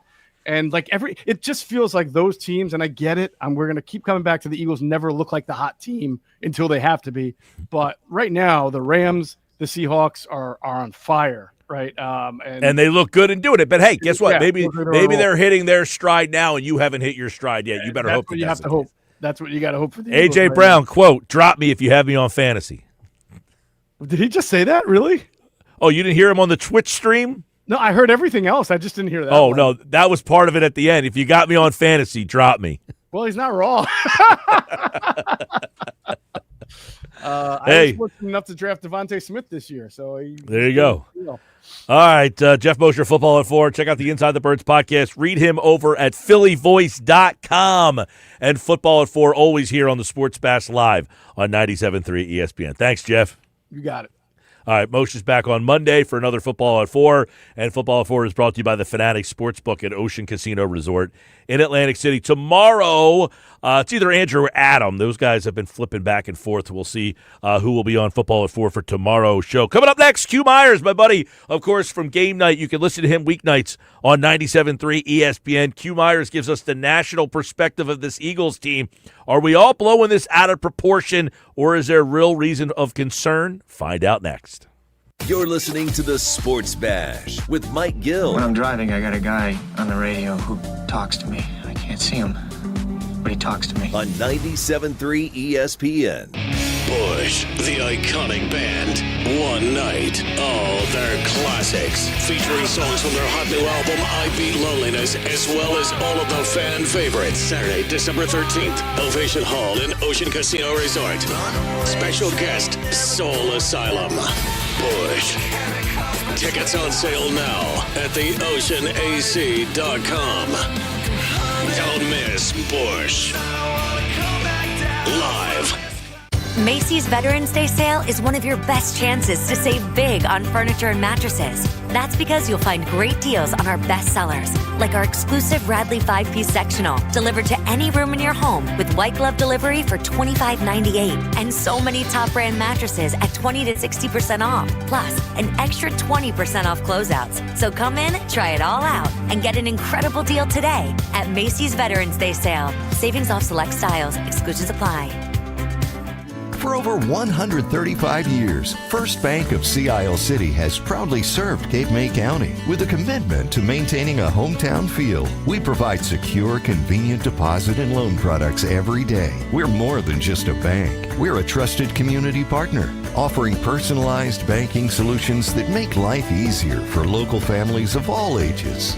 First Bank of Sea Isle City. Look for our lighthouse in your neighborhood and discover what makes us different. Member FDIC, Equal Housing Lender. I've always wanted to learn French, but the app I tried didn't help. If you want to memorize words in another language, there's an app for that. But if you want to really learn another language, there's Babbel. Babbel was designed by over 200 language learning experts to be the most effective way to learn another language. With other language learning apps, I was just playing games. I wasn't really learning. Babbel's different. Every time I open the app, I can choose to work on my writing, speaking, or listening. And it saves my mistakes for me to review, so I'm constantly improving. Babbel feels like it was created intentionally by people who really know what you need to learn another language. Before Babbel, I thought I just wasn't good with languages. But now I'm speaking French. Tout ça, c'est grâce à Babbel. Want to really learn another language? Save up to 50% on your Babbel subscription when you sign up at Babbel.com. That's Babbel.com to save up to 50%. BABBEL.com. Automotive Avenues, your family-owned, pre-owned dealership is growing and now has a second location in Sewell. Automotive Avenues brings the power of wholesale to the public. They make financing easy. Good credit, bad credit, no credit. You are still approved. Find out why Automotive Avenues has won customer satisfaction awards for the last 8 years. Discover why everybody loves Automotive Avenues of Sewell on Delsey Drive. Or check out their expanded inventory now at automotiveavenusnj.com. And don't forget, go Birds! Hi, this is Sarah at the Department of Rejected Dreams. If you had a dream rejected, IKEA can make it possible. I've always dreamed of a beautiful kitchen, but my wife just wants to stay organized. You know what they say about opposites? That they can't agree on a kitchen? Well, IKEA kitchens come in many styles with a variety of customizable organizers. So maybe you're not opposites at all. Beautiful and organized. Now we just have to figure out what to eat. That's a different department. Get the kitchen of your dreams at a price you didn't dream possible at ikea.us/dreamkitchen. Dream the possibilities. This is the Town Square, New Jersey Info and Weather Network. Progressive Insurance presents the Sports Flash on 97.3 ESPN. NFL, the Eagles hosting the Detroit Lions on Sunday night, sitting at 7-2 with a comfortable lead in the NFC East, while the Lions are 6-3, and they're tied with the Chicago Bears for the lead in the NFC North. Detroit's offense averaging over 31 points per game, second best in the league. Eagles corner Jair Alexander, who was acquired by Philadelphia in a trade with Baltimore despite a knee injury, has decided to step away from football to focus on getting healthy mentally and physically. The Eagles activated corner Jacorian Bennett from the IR. NBA, the Sixers beat the Celtics Tuesday night 102-100. Justin Edwards led Philadelphia with 22. Tyrese Maxey had 21. Philadelphia outscored the Celtics by 8 points in the fourth quarter. Friday, they'll head to Detroit to face the Pistons. NHL, the Flyers hosting Edmonton tonight. Philadelphia lost in overtime to Ottawa Saturday, but they've recorded at least 1 point in 6 of their last 8 games. Progressive is helping veterans drive their lives forward with its Keys to Progress program online at keystoprogress.com. I'm Tony Desiri, and that's your Sports Flash on 97.3 ESPN. We all hear the radio ads about the IRS. They tell you to be afraid, to be scared, and they try to frighten you into calling. I'm not here to do that. Tax Relief Advocates is different. TRA is here to tell you that if you owe money to the IRS, whether it's $5,000, $50,000, or $500,000, we have a solution. It doesn't matter if you're sitting in your car, at work, or with your kids. No matter where you are, call now. 800-583-5905. Don't lose hope. TRA can eliminate or reduce what you owe to the IRS. Generous programs are now available that can give you a fresh start. Our passion is taxes and helping individuals fix their IRS problems. We have over 1,000 5-star reviews on Google and an A+ with the Better Business Bureau. You don't need to be afraid of the IRS any longer. End your tax nightmare today by visiting us online at TRA.com or call 800-583-5905. That's 800-583-5905. Tax Relief Advocates. Real solutions for real people. Must qualify for enrollment. Results may vary.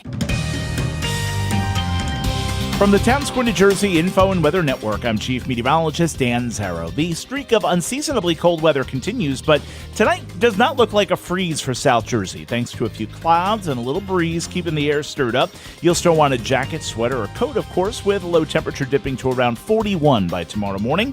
Mostly sunny tomorrow, but the brisk wind continues, high 53. Partly sunny skies on Friday, breezy and dry, high 51. Get weather 24/7 wherever you are.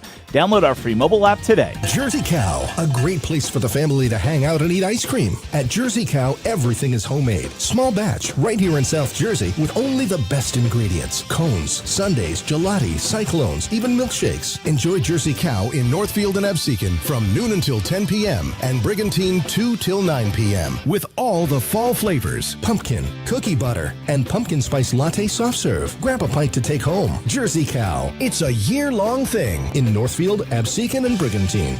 You're listening to the Sports Bash with Mike Gill. And it just keeps getting better. On 97.3 ESPN and the 97.3 ESPN free mobile app. All right, 4:33 Sports Bash Live, 97.3 ESPN.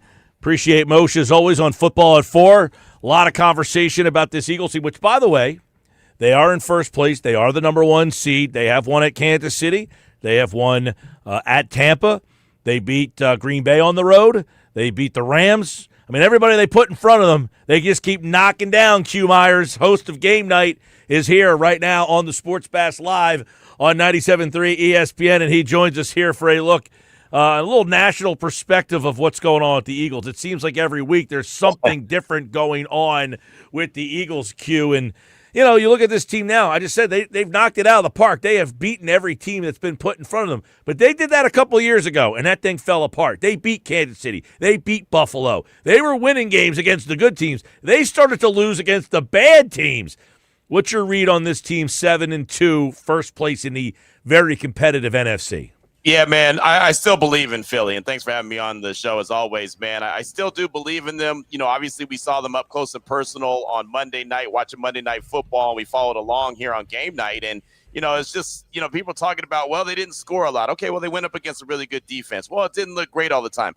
This is the one team that I believe, and I could end up being wrong at the end of the day. We could be sitting in, you know, San Francisco or Santa Clara at the Super Bowl on Radio Row talking about how, man, we really missed that one. And I'll own that. I have no problem with it. But to me, Mike, this team is so comfortable with being uncomfortable. This team is so comfortable with things not really looking pleasing to the eyes and still finding a way to get it done and not really panicking. I feel like they get that from their head coach, Nick Sirianni, who is unapologetically himself. Right, doesn't really care what people say, you know, or what it's supposed to look like, or how he's supposed to sound, or whatever the case may be. I just think that there's a lot to like about this team. And as you mentioned, the big time teams that they've knocked off already, that division looks a lot weaker than it did at the beginning of the season. So I just feel like that the Philadelphia Eagles are still the team to beat. Their defense shows up, as you saw Monday Night Football, when it has to. When you got to have a big play, they force big plays to happen. So I still believe in Philadelphia. I know there's always going to be some kind of storyline. A.J. Brown's going to say this. A.J. Brown's going to say that. Jalen Hurts isn't going to throw for 300, 400 yards, and people are going to say he can't get it done, but all he does is find ways to win. So I'm still all aboard with the Philadelphia Eagles. Yeah, I mean, I don't know. Let's get your perspective on this. You know, A.J. Brown, cryptic tweets. Now he's on a Twitch stream, and he's saying, you know, hey. Is that really him, though? Do we know that was really him 100%? That's a good question. I don't know that there was any visual evidence of this. So there is no visual evidence of it being him. But if it was him, he said, you know, take me off your fantasy team. And they was like, well, how's your family? How's your wife? How's your kids? He's like, they're good, but no, not everything's okay. Blow it out of proportion, or, hey, listen, the guy's talking to his buddy, whatever. No, I mean, I think that's real. I mean, look, A.J. Brown, you might as well take him off your fantasy team, right? I mean, outside of Saquon Barkley, I don't know how many people I would have on my fantasy team from Philadelphia, but that's okay. And Saquon's not even having the season that he had last year. But again, it's okay because Nick Sirianni's not worried about your fantasy team, right? Jalen Hurts ain't worried about your fantasy team. Howie Roseman isn't worried about your fantasy team, right? They're worried about winning games in the National Football League and getting back to where they need to. The playoffs, the postseason, and making a deep run and possibly going back-to-back as Super Bowl champs. So, no, it's not a team that's going to rack up a ton of yards and get you a bunch of fantasy points and be pleasing to the eyes. I mean, hell, we all know how it shakes out, man. I think the guy that gets the most fantasy points is probably Jalen Hurts based off the tush push and get him down there by the end zone, right? I mean, so it's one of those things, man. It's just A.J. Brown is A.J. Brown at the end of the day. So if that was him and he said that on the Twitch, okay. But guess what? He's still going to show up. He's still going to play. They're going to throw him the ball. Even on that play that I thought was terrible at the end of the game on Monday, that pass play on 4th and 6, I didn't think there was any reason for them to go for that. But who did they go to, right? Who was the target that Jalen Hurts had on that one? It was A.J. Brown to be the finisher. So. Well, I don't know if you saw Sirianni's presser today. Now, Sirianni doesn't give you much. Right. But you could set up a game night show with his presser because it got contentious. There was back and forth. You know, a question was asked. He said, what is this, a debate? And then the guy asked the question. He goes, well, what's the question? Right? And then there was a little bit of a softball question to try to get him off of it. And then someone came over the top with another agent. He's like, all right, guys, I'm done answering. I'm about to be done with answering. Like, you don't see him lose his cool all that much. Right. This is a team that's 7-2, Q. You're out in Vegas. That team stinks, and there's probably not contention going on like there is here. Exactly right. Exactly right. Look, and I'll tell you, man, being here in Vegas and covering the Raiders like I do, I would love for them to be 7-2 and have the kind of contention that you guys have there.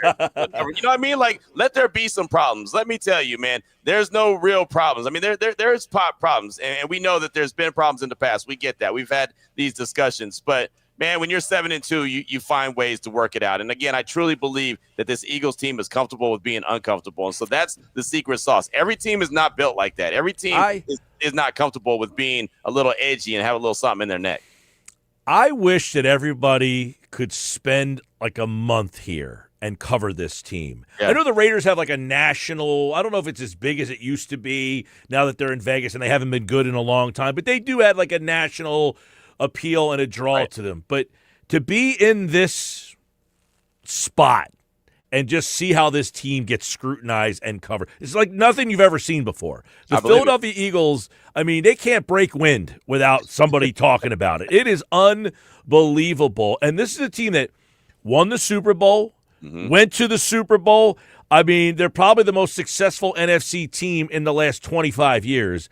And they can't do anything. You know, you win a game and it's questioned. But I want to ask you this, because you and I were at the Super Bowl and we talked about 2023. Yep. They were 10-1 and it fell apart. That game against the Niners, they got blasted by the Niners. A team that felt that they should have won that playoff game had the quarterback situation not been what happened there. Right. Does this Lions game feel a lot like that game coming up, where the Lions feel like we should have won there last year, but we had so many injuries, and if we were healthy, we would have been in your spot?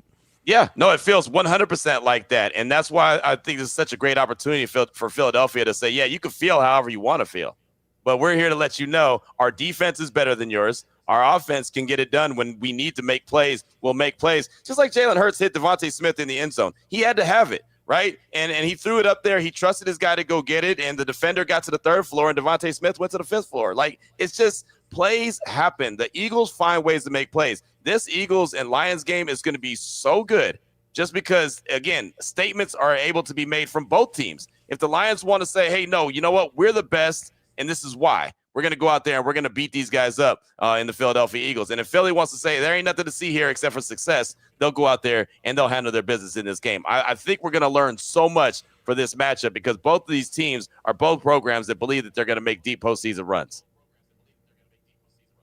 All right, when you look at the, as an outsider kind of watching the Eagles and saying Monday Night Football's on tonight, let me watch, are you as perplexed as many Eagle fans are on how they don't distribute the ball to a guy like A.J. Brown as much? He got 3 targets, 2 catches for 13 yards. I mean, hey, man, look, I'm not perplexed by anything. I think it's because I'm numb to it. I just watched the Thursday Night Football game between the Raiders and the Broncos where Brock Bowers had 3 targets. Brock Bowers had 3 targets and none in the second half. So nothing surprises me. They drafted a running back, number 6 overall, and they hardly use him. So, no, nothing ever surprises me anymore. Sometimes that's just how the game goes, right? Sometimes it's just – and look, it wasn't pleasing on the eyes on Monday Night Football when it came to the offense for either team, right? That's why the score was 10-7.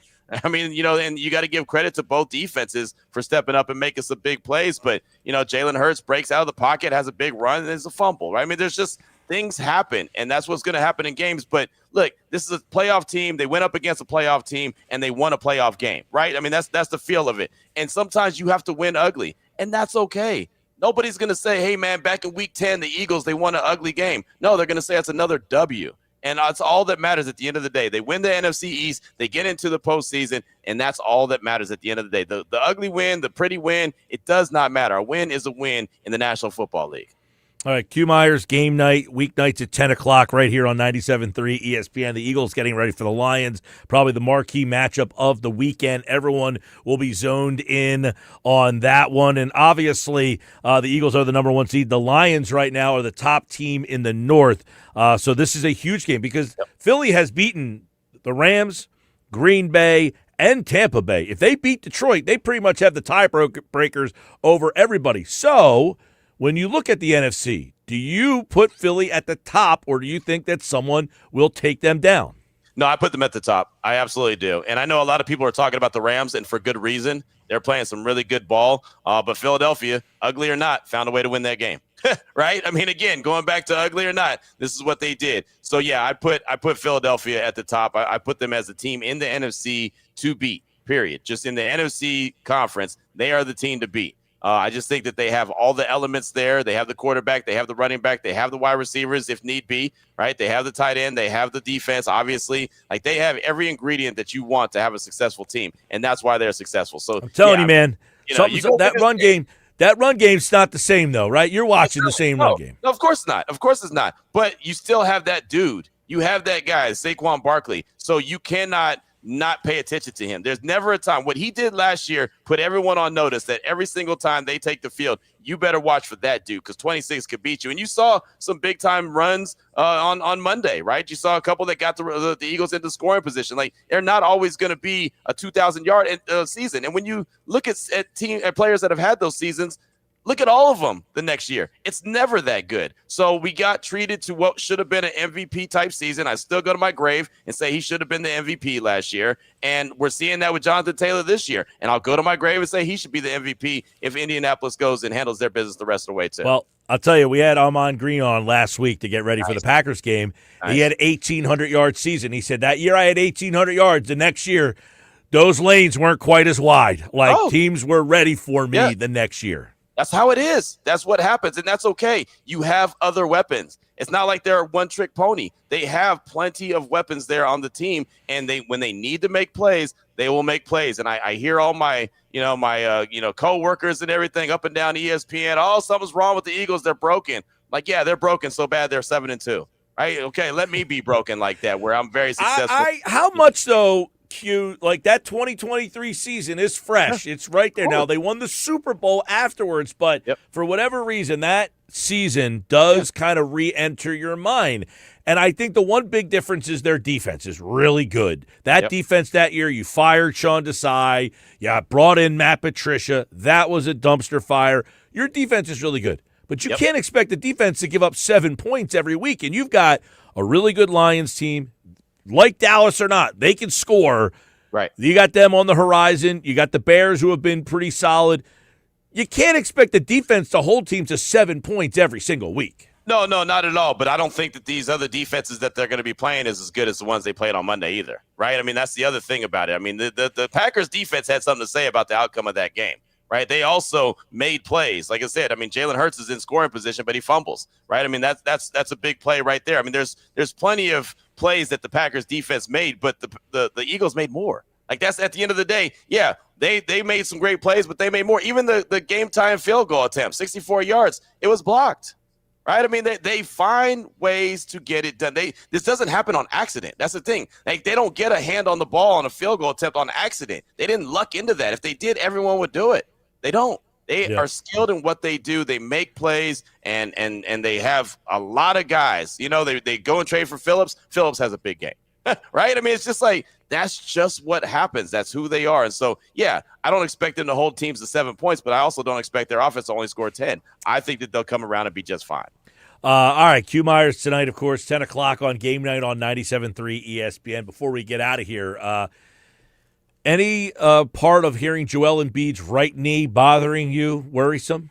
Yes, all the time. I'm always worried about that dude when he takes the court. And I like it. I've told you many times, I like what Philadelphia is doing with that backcourt of Maxey and Edgecombe, and think if Embiid could be the number 3 there, maybe even number 4, great. But he's going to have to, at some point, be healthy. And so anytime you hear that the knee is banged up, man, you just start to say, when does it stop? And honestly, it's not. It's just who he is. He's just banged up. So it's a shame. Yeah. And Paul George, by the way, still not playing. Now, Nick Nurse did not rule those guys out for Friday night, but it's a shame because they do have a fun and deep roster, not a championship team. The championship part of the roster is Joel and Paul, and those guys just aren't healthy enough to hold up their end of the bargain. Exactly. But they've got a nice backcourt. And if they can find a way to, kind of increase this team and make the roster, the talent on the roster a little bit better, eventually, man, they're going to have to move on from Joel Embiid. And I thought they should have moved on from Paul George if they could. But, those contracts are massive, and you know how it goes. So tough to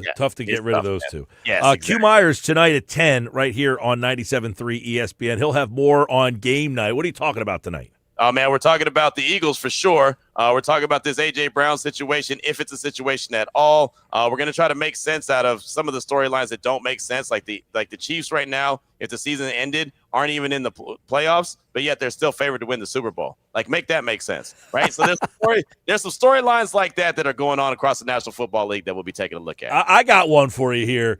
Okay. Find the third wild card team in the NFC. That one's tough. Okay. That one's tough. I'll write that down. Find the third wild card team in the NFC, because before, trying to figure out who the AFC wild cards was tougher. That's starting to materialize a little bit more. But find one in the NFC. You got a lot of teams now that are just jockeying. You got the Bears, you got the Packers, you got the 49ers. I guess if you want to throw Carolina and Dallas in there, that's a fun assignment for you guys tonight. Hey, done deal. Assignment accepted. We'll do that tonight on game night, brother.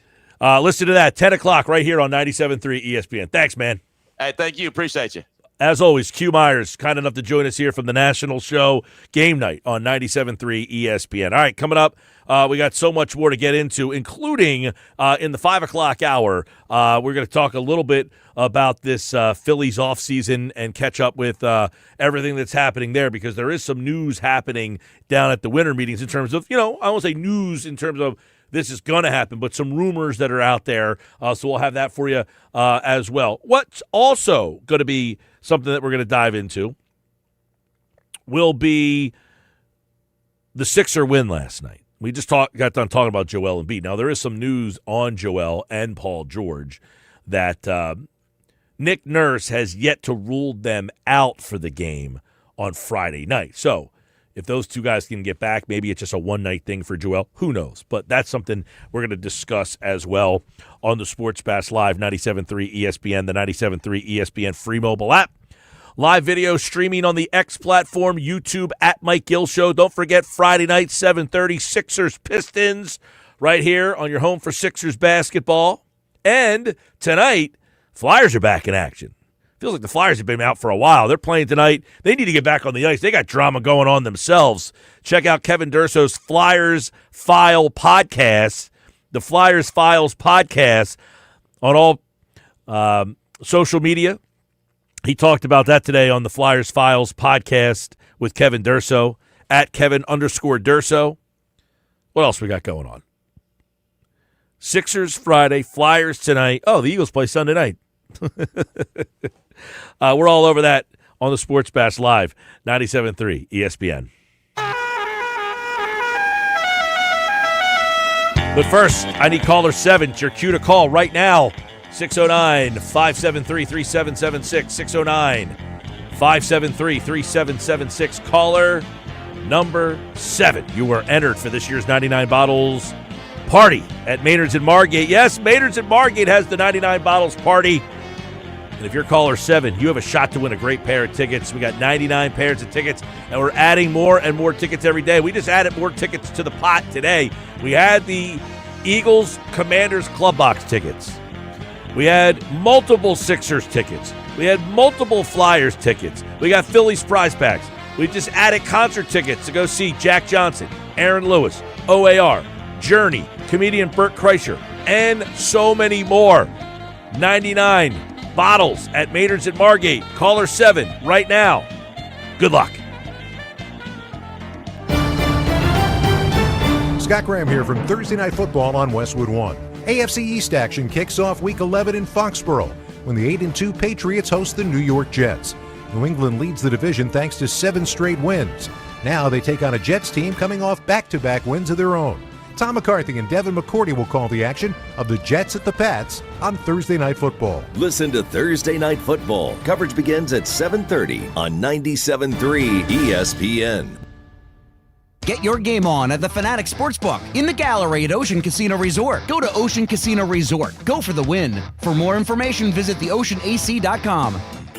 Black Friday is happening now at the Home Depot, which means it's time to get your home ready for all your holiday moments and traditions. Hi. Hey. Right now, you can bring home holiday magic with our wide assortment of dazzling pre-lit trees under $99. Spend more time creating memories and less time assembling with Quick Connect technology that makes it easy to set up your new tree in a few clicks. Wow. hurry in for Black Friday happening now at the Home Depot. With Progressive, it's easy to reach customer service with our app, website, chat, or by phone. Because when getting help is hard, it's not help at all. Little help. A little help over here. Thank you for calling Bench Press Assistance. What? Due to excessive gym volume, all available spotters are currently lifting heavy weights off the chests of other bench pressers. Seriously? Please continue to hold, and we will remove the barbell from your chest in the order in which your cry for help was received. Getting assistance should be easy. With Progressive, it is. Progressive Casualty Insurance Company and Affiliates. Go for holiday bliss. Whether naughty or nice, you are not going to want to miss this. Go for nights that shine. With friends, a toast so fine. Go to find Santa's place. Go to see that smiling face. Go to give the gift of cheer. With the card that brings dreams near. With endless fun and things to do, it is the gift that keeps on giving too. Go for the dazzling lights. It's quite a sight. Go to Ocean Casino Resort for holiday magic of every sort. Hear that? It's holiday cheer arriving at Ulta Beauty with gifts for everyone on your list. Treat them to fan-favorite gift sets from Charlotte Tilbury and Peach & Lily. Go all out with timeless fragrances from YSL, Ariana Grande, and Carolina Herrera. And you can never go wrong with an Ulta Beauty gift card. Head to Ulta Beauty for gifts that make the holidays brighter and even more beautiful. Ulta Beauty. Gifting happens here. Score a touchdown when you bank with Jersey Shore Federal Credit Union. Catch lower rates on loans and higher rates on savings. You'll cheer when you don't have to pay a penny to get your own money since they offer 85,000 surcharge-free ATMs. Get the details or open an account online with just a $25 minimum deposit at JerseyShoreFCU.org or swing to a branch in Northfield, Galloway, Hamilton, or Rio Grande. Federally insured by NCUA Equal Housing Lender. Confidence is knowing you're ready to handle whatever comes your way. That's what it feels like to take on your workday with Cintas. They make sure your AEDs are up to date, your fire extinguishers are tested and inspected, your floor mats are cleaned and delivered, and your workwear looks good, feels good, and is freshly laundered with the Cintas Apparel Plus program. So are you ready to take on today? Visit Cintas.com. Oh, I'm ready! And get ready for the workday. At the rodeo, you got 8 seconds to see who's who. Now, AT&T, this ain't our first rodeo. We can spot a hustle from clear across the arena. Take T-Mobile. Well, they talk a big game and then get smacked with challenges for deceptive ads. AT&T's been steady in the saddle since 1876. When you compare, there's no comparison. Based on RootMetrics United States Root Score Report 1H 2025. Tested with West Commercial. Available smartphones on 3 national mobile networks across all available network types. Your experiences may vary. RootMetrics rankings are not an endorsement of AT&T based on advertising challenges filed by competitors. With GMF financing to qualify buyers excludes Traverse and Corvette excludes prior sales. It's Bennett Chevy's Black Friday sale, now through the end of the month, offering our best deals ever. New Chevys up to 20% off the sticker. Yes, new Chevys now with the true GM supplier employee price, and you keep all the rebates. That's up to 20% off. And there's available 0% financing during Bennett's Black Friday sale. New Chevys at GM supplier employee pricing. Plus, you keep all the rebates, saving you up to 20%. So, I'll ask you, who beats Bennett Chevy? Nobody. Shopping for pre-owned? At Bennett, you get a minimum 10 grand for your junk, no matter how beat up it is. Even if it doesn't run, you get a minimum $10,000 towards any pre-owned in stock. Come see how much more Bennett will pay for a good trade. Plus, there's never any sales pressure with our non-commissioned sales staff. Paid on your satisfaction. It's Black Friday all month at Bennett Chevy. Together, let's drive. Bennett Chevy, Egg Harbor Township, and BennettChevy.com. Hear that? That's Mike. He took ZQL Ultra, so now he's sleeping soundly on a Sunday night. ZQL Ultra helps Mike fall asleep fast, stay asleep longer, and get the deeply restorative sleep he needs, so he can wake up refreshed and ready to conquer Monday. Let's do this Monday. ZQL Ultra. Not for colds, just for sleep. Really great sleep. Use as directed. Keep out of reach of children. Running a business means wearing multiple hats. So if you're like me, you probably started out using your personal phone, taking client calls and texts nonstop. As my business grew, I needed something smarter. That's when I switched to Quo, the #1 business phone system. Quo works right on your phone or computer. No carrying 2 phones, no clunky landline, just one easy app you can try for free. Your team can share one number and handle calls and texts together, like a shared inbox. Any teammate can jump into the conversation, so customers get faster responses. And Quo's AI assistant summarizes your calls and responds to customers 24/7, so you never miss a lead or opportunity. All this starts at just $15 a month. That's basically 2 coffees. You can even keep your current business phone number. Find out why 90,000 businesses trust Quo. No missed calls, no missed customers. Try Quo for free at quo.com/sports. That's quo.com/sports to try Quo free. QUO.com/SPORTS. Is your home game day ready? Don't get sidelined this season with a heating or cooling breakdown. With a Jenkins service contract, you'll get reliable coverage, priority scheduling, and peace of mind all season long. For over 76 years, local homeowners have trusted Jenkins to keep their comfort system in winning form. Stay ahead of the competition. Lock in your service contract now and score big savings. Call 609-641-6262 or visit JenkinsandSons.com today and make sure your home is always ready for kickoff. Contact Tax Relief Helpers for details and restrictions. Attention, anyone that owes money to the IRS. Every day, your unpaid tax debt gets bigger and bigger from daily interest. The longer you wait, the more you will end up paying. If you owe $10,000 or more, now is the time to settle your debt before the IRS takes aggressive action, like taking your wages or property. A special toll-free number has been established so you can stop penalty fees, avoid liens, levies, or other hostile measures by the IRS. Call Tax Relief Helpers right now. I got behind on my taxes and owed $48,000. I called and they got my bill lowered to just $3,500. I owed $87,000 in taxes and it was scary. I got the amount I owed down to just $3,500. I saved $83,500.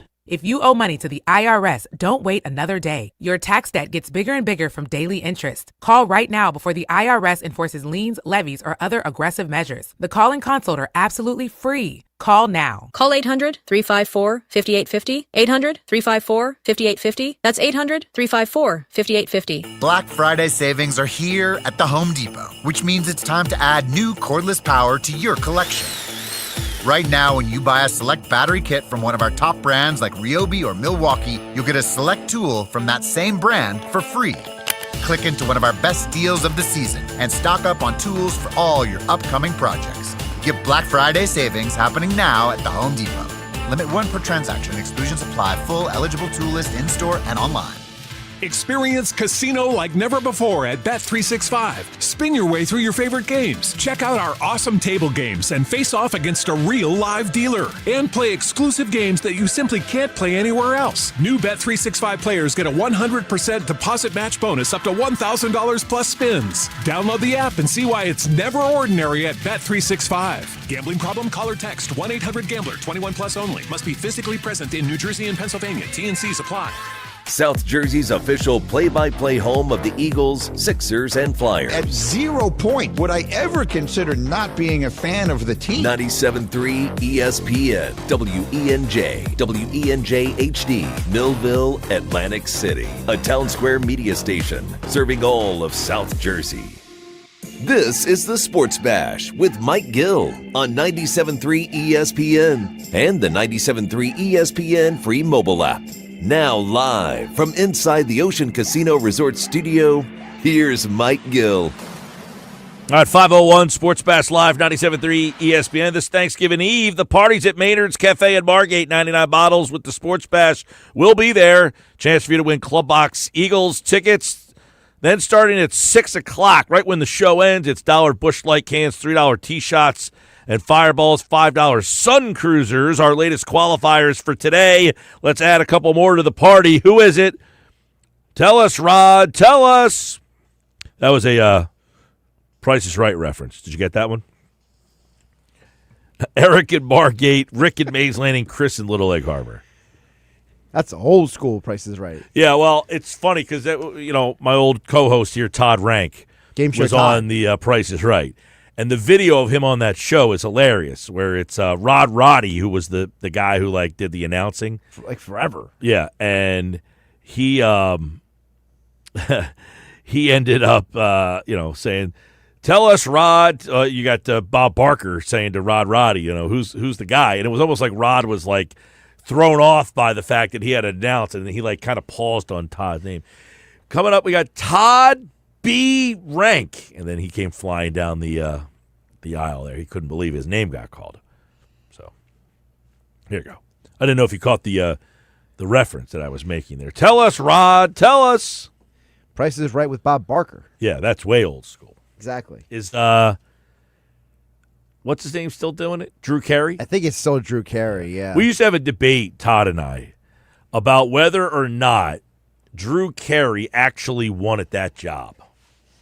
Or he was like resigned to do that job because there's nothing else for him. That's what I always said. I always felt that Drew Carey didn't actually want the job. He just, like, his agent couldn't get him anything else. It was almost like, you take this or you get nothing. So, because he always seems so disinterested in doing the job. But Todd always felt like, no, you got to remember, he's game show Todd. He thinks it's a great job. And he's like, dude, this is a great job. He loves that job. I was like, I don't really think Drew Carey ever envisioned himself like this was going to be his career path. Oh, absolutely not. I think Drew Carey is a guy who looked at his career because of the way it started in the comedy sitcom specter. And I think he thought he was going to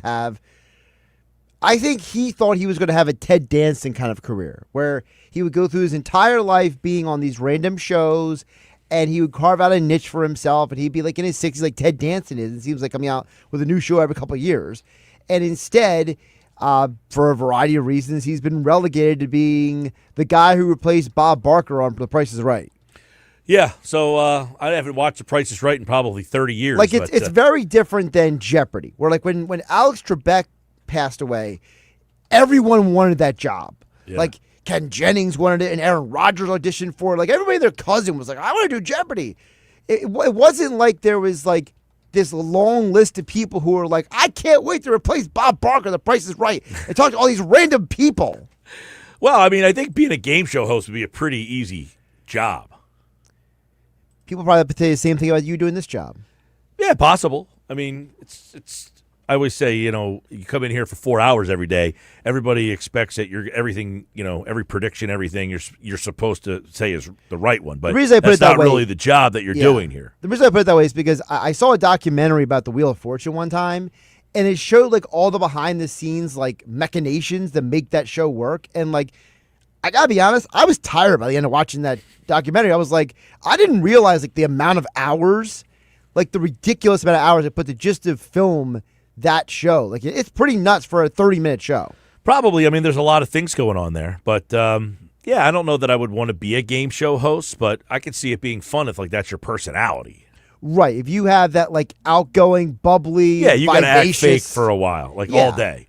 Like, hey, miss, how are you? It's so great to see you. Right. Yeah. You got to be the guy who's happy to see everybody. Or you got to be the guy who's got to be, like, the quippy answer for everything. Shout out Shaners heading to Philly to see the Fly Boys. Nice. Flyers playing the Oilers tonight. What's going on with this whole Michkov Couturier thing?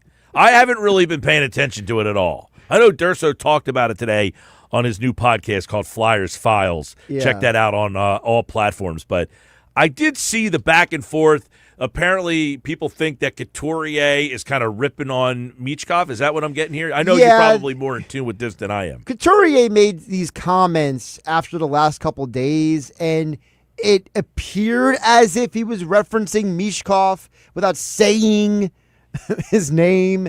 And he was making references to about, like how, like, you need to go out there and, play a full team game, not just try to score all the time, and he talked about how, winning in the NHL is about playing the full ice, not half the ice. Like, and it was like, when he made the comments, it kind of at first was like, who's he even talking about?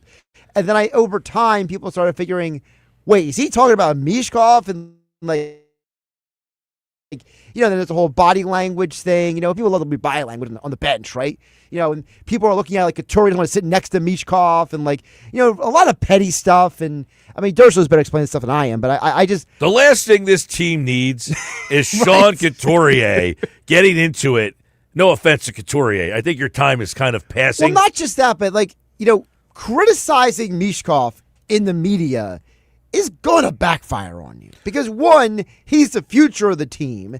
And two, no offense to Sean Couturier, he's been a really good flyer for his career. He won the Selke Trophy a couple of years ago. But you are literally only here for veteran leadership.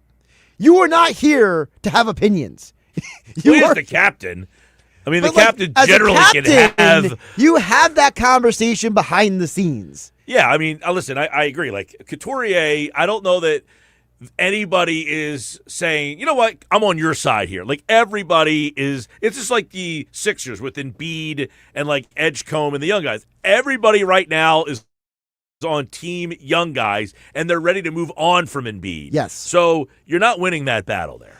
But you just mentioned Embiid. When has Embiid ever come out in the media and complained about Maxey?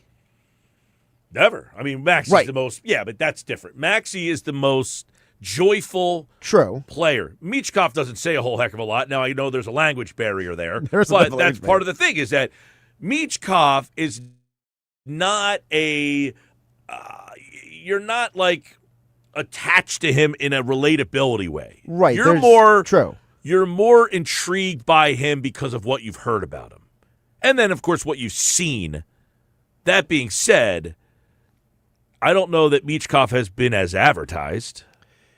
Is that partially his fault? I don't know. I wouldn't say he hasn't been as advertised just because of the fact that, when he first came over here, it was so unexpected. And then... Yeah, but that's what everybody... Like, this is like Micah Parsons getting traded to Green Bay. It came out of nowhere, and then you make the trade, and then all of a sudden you think they're the best team in the league because you got Micah Parsons. When this guy came over, it was so unexpected that now all of a sudden you thought you were getting, like, the next great player in the league. He's turned out to be a good player, but so far he has not been an organizational changer. I think he has been... Has he been...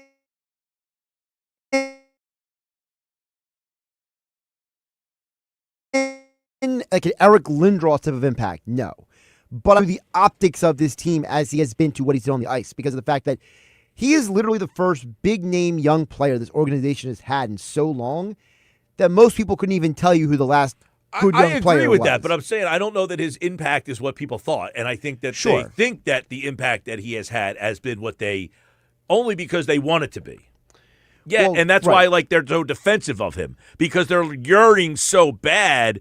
And again, this isn't me saying, well, he's been a disappointment. He has flashed, he has shown excitement, and at times you're like, this is the guy. But the lack of consistency is part of the problem there. And now you have stuff like this, the reports that he's out of shape. I don't know that you're so far getting what you thought, even though that doesn't mean I don't think people have turned on him. Well, the reason why I mentioned also this way is because one of the guys that he has been compared to, and I think this is part of the problem, is that people were saying this is the best Russian player since Yevgeny Malkin, right? And when Malkin came to the Penguins, he was like a rocket ship. He was like his expectations were way lower than Michkov, and he exceeded all expectations. Yeah. So now Michkov has these almost borderline unrealistic expectations, and he's not meeting them. So it's kind of funny that this guy in Matvei Michkov has been compared to a guy, and the expectations for both of them coming in were completely different. Well, it almost feels like any time that a Russian player comes over here, because, it's not very frequent. Right. It's Ovechkin, it's Malkin, it's Kovalchuk, it's a select group of guys, Pavel Bure back in the day. That you are now compared and expected to be the top shelf level player. Right. Because if you're coming over here, it's only because you're one of that level of players. Right. And I think that's where, and again, it's not that Matvei Michkov cannot become an 80 to 100 point guy per year. But it's the fact of, you mentioned, not in shape this year. Was that because of the car accident, because of something else? Last year, the whole back and forth between him and Tortorella, and them having to fire Tortorella in part because Tortorella couldn't get along with some of the players. So now the perception is that, well, Michkov is supposed to be this super high ceiling. Is he ever going to be there? And I think that's why it's interesting to me that you look at some of the other young players in Philadelphia. No one thought Maxey was going to be this, right? No way. Maxey with the 20th overall pick in the draft, I believe. Like, no one thought that he was going to become the star that he is today. And I think that's one of the interesting things is that look at Jalen Hurts. No one thought Jalen Hurts was going to be a Super Bowl champion quarterback. Well, this is the interesting thing about sports is you always believe that the next great player is out there. Teams tank that say, hey, why are you tanking this year? Well, this is a great draft class. And also you see other teams have great young players, but I want to be like them. But you never know where you're going to get the talent from. But that's not going to deter teams from still trying to go down the road of there's supposedly great players in this draft, and I want to get one of them. Whereas the Sixers lost for years. They got Joel. Ben was good for a couple of years. But other than that, all the losing, they landed a player in Tyrese Maxey in the 20s. Right. And that's always the counter argument of, well, you don't need to tank, and you still got a player that's really, really good. Right. Like, for example, guys like Giannis, Shai Gilgeous-Alexander, Steph Curry, those guys were not top 5 picks, and yet they all went on to have these amazing MVP award-winning careers. But that being said, teams will always go down the road of trying to get the player at the top of the draft. And where was Michkov drafted? He was supposed to be going 7th. Let me check. Right, but he was supposedly going to go number 1 or 2 that particular year, but because of all the problems of getting him over here, he ended up falling, and the Sixers ended up landing him. The Flyers, you mean? The Flyers. Maybe he could help the Sixers with a little rebounding. But anyway, probably not. Michkov was the 7th overall pick, as I mentioned. Here, by the way, for those who are wondering, the players who were picked ahead of him, that was the year that Connor Bedard was picked number 1 overall. Just kind of give folks a little bit of context. And that's what I said. I think he was supposed to be the 2nd pick in the draft. Right, but they give people in terms of the context of what conversation he was in. He was in the Bedard conversation. Leo Carlson was 2nd overall pick by the Ducks. He's been a good player. So it kind of gives you an idea that, like, Michkov was very highly regarded when he was drafted. Well, you're going to see some interesting, things moving forward here. I don't know what to think of this Flyers team so far. They have been moments, but I don't. The goaltending situation, Vladar has been good. He's exceeded expectations. I don't even think the Flyers thought that he was going to be the number 1 goalie. So I don't know when that when that's going to fade off and they're going to go back to having goalie problems. So I don't know. To me, the biggest story has actually been Zegras, because there was a lot of hope that he could be a good player for this team. And I think he has actually exceeded some people's expectations, and he has now become the guy you always hope for when your team acquires a free agent, right? A guy who comes right in and has an impact. Well, and then you have to figure out whether you want to pay him or not. They had to pay him. Because the way the NHL is going, there's no guarantee that you're going to be able to find You would these think guys. that they would keep him and try to, build with him as he is. But you always fall into that trap, whereas you're in the free agent year. This is the best year you've ever had. All that stuff. Well, true. And Flyers tonight, by the way, on 97.3 ESPN, they play Edmonton. Tim you can Saunders. listen to that game right here on 97.3 ESPN. I do want to transition over to some Philly stuff real quick. So we've been talking a lot. The winter meetings, the GM meetings are going on. So we had Lauber on earlier, Scott Lauber from the Inquirer. And we were talking a little bit about some of the things that the Phillies can do. They're in a really tough spot. Like, the more I think about this, I don't envy Dave Dombrowski at all. And I say that is because, does he want to bring back Kyle Schwarber? Probably. Is it a home run that they do it? What if somebody, let's say Cincinnati, which has been the buzz, that's a team. What about Boston? I keep reading the Boston papers that they're going to go heavy for him. What if the Yankees just say, we're sick of losing, let's go get another guy that can hit 60 home runs in our... Can you imagine him hitting at Yankee Stadium? That'd be nuts. So, if one of those teams goes to 5 or 6 years, it's almost like the Eagles trying to bring back Milton Williams. Like, they would like to, but at what level of years do you just say, can't do it? What's that number for Schwarber? What's the most? I was asked this question over the weekend on Hanging with Hennig here on 97.3 ESPN, and my answer continues to be, my cutoff is 4. Because you have so much money already invested in Turner and Harper that I feel like outside the next 4 years, you can't really have another guy getting that old locked up too long. Well, this is what John Morosi from the MLB Network says. He says the Phillies are planning on getting young next season. Take a listen. The Phillies believe that internally they have some position players who are ready to get closer and make an impact on this team, including Justin Crawford in center field. So the Phillies might get a little bit younger, which I think is a good thing. You've had a similar core for many, many years that hasn't quite been able to get to the summit. It is sometimes good to inject a little bit of youth, and at least in center field, Crawford could be that player. All right, so he's saying they want to try to get younger, at least in center field. We're not even sure that they want to play him in center field. Like, that's been another conversation, is they don't even know if he is a major league center fielder. Some people think he is. Some people think he's better suited to play left field. So if they have Crawford up here, and it sounds like they will, they got to figure out what to do in either center and or left. So that answer is still going to be up in the air. You've got to say, okay, well, we need to get a left fielder or we need to get a center fielder, one or the other. You got to try to make those decisions and still try to figure out what you want to do with Kyle Schwarber, right? So the Schwarber thing still looms as you're trying to do all the other things. And you wonder, well, what level of money do I have to spend to get Schwarber to come back?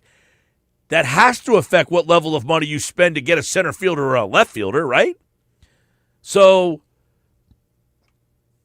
the one thing that John Morosi says Dombrowski has a priority in free agency, but they don't know what to do about Real Muto because that's another decision they have to try to figure out. If they let Real Muto walk, how many years is the year cut off for Real Muto? If somebody gives them 3, do you match that? Here's what Morosi said about that. As you look at the Phillies and their roster right now, their top priority, and Dave said this yesterday, is trying to bring back their current free agents, of course, led by Kyle Schwarber, JT Realmuto. This is just my own opinion on this. I'm at a little bit of a loss to figure out if JT goes somewhere else, and we've talked before about his value. If he goes somewhere else, where do you go to replace someone who has the respect of the veteran? Knowledge. Yes, he's a very difficult person to replace. Yeah. How do you get a catcher? How do you find a catcher in this market right now? That's another question that I don't think they have the answer to. So it goes on to what we're talking about. You have to then figure out how you're going to change the catching position if JT walks. So there's more money that you have to either spend or respend or rebudget or do what you want to do with. So I think that's another really tough spot. What about trading Bohm? That seems to be the one thing that everybody is talking about. Here's what John Morosi talked about from the MLB Network on the idea of moving Bohm. Take a listen. One trade they could make is Alec Bohm at third base. He's been someone that has shown you all-star level production, but the consistency has not always been there. All right, so one player they can think about trading is Bohm. That was last year, too. They didn't get it done. So that's like hoping is not a plan. Hoping I can trade Alec Bohm is not a plan. So I'm not 100% confident that they can move Alec Bohm. And as John Morosi says, they only want to trade Bohm if they think they can upgrade over him. If the Phillies were to move Bohm, in my judgment, it would have to be because they think there's a chance of getting a Bregman, or they're one of the teams potentially, I'm just saying potentially, that could look at a Bo Bichette at a spot that's not shortstop. There's different ways they could augment their club, but you would have to have a clear upgrade on Bohm if you're going to go ahead and make that trade. And I don't know that clear upgrade, there's a clear path to get that upgrade unless you want to overpay to get somebody. Well, and that goes back to the other point you just made, which is you want to make sure if you're going to bring your guys back, you bring them back. But the way the baseball offseason plays out is such a long, drawn-out affair that if you wait too long to wait on Schwarber or Real Muto, you might miss the boat on somebody else. So how can you move on from Bohm if you have a replacement and still wait for Schwarber and Real Muto and or find a replacement for both of those guys and say, oh, we might trade Castellanos? Like, that's a lot of and what ifs going on here. And to me, Mike, based on Morosi's reporting, what Lauber told you earlier today on the Sports Bash, it sounds to me like they're going to miss the boat on somebody or something. Well, that's the thing, is they have to then try to figure out when is the cut bait dates on Schwarber and JT. Right. That we have to now turn into another direction. Like, is that Thanksgiving, Christmas, New Year's? Mm-hmm. I don't know if, are these agents setting deadlines with the team saying, get me an offer by this date? Are the teams, like, did Dave Dombrowski say to Schwarber's agent, can you give me an idea by X date? I would imagine that he probably had said, hey, listen, do you want to get this done sooner, later? Are you planning on waiting around till February, March? Where are we here? You got to let us know. We're in. This is what we want to give you. This is our offer. Right. And let us know if we can match it. Or if somebody else makes a better offer, let us know. Because, again, you can't wait around all offseason. And that's my biggest concern, Mike, is that if you wait around, you might miss out on the replacement. Like a guy that Frank Close has brought up that we've talked about here on 97.3 a bunch of times is there's really only one guy that you can even think of replacing Real Muto with at this point is Adley Rutschman of the Orioles. And that probably means you're trading Alec Bohm. Well, and like I said earlier, we asked Scott Lauber. I said, okay, what about Painter? Would you use Painter to try to go, and let's just say, you know what? We've changed our opinion on Painter. Let's go get a top catching prospect. And Lauber almost laughed at me. No, they're not doing that. Well, no, because it's not because your question was a bad question, but because Lauber knows the Phillies have been so dead set against trading Painter that it feels like they're going to die on that hill for better or for worse. So now the question is, well, who are you willing to trade? And we saw this offseason. So that's the problem, though. If you want to try to upgrade at catcher, Rutschman or anybody else, you're going to have to give up one of your young prospects. Miller, Painter, Crawford. Those are the three guys that you would have to kind of give up for a trade of that magnitude. You don't have anybody else on the roster that's getting you a player. Even though Rutschman had a mediocre year at best. Well, that's why I keep saying Alec Bohm. Alec Bohm is really the only trade piece of value that you have. Yeah, and Alec Bohm's not getting you Adley Rutschman.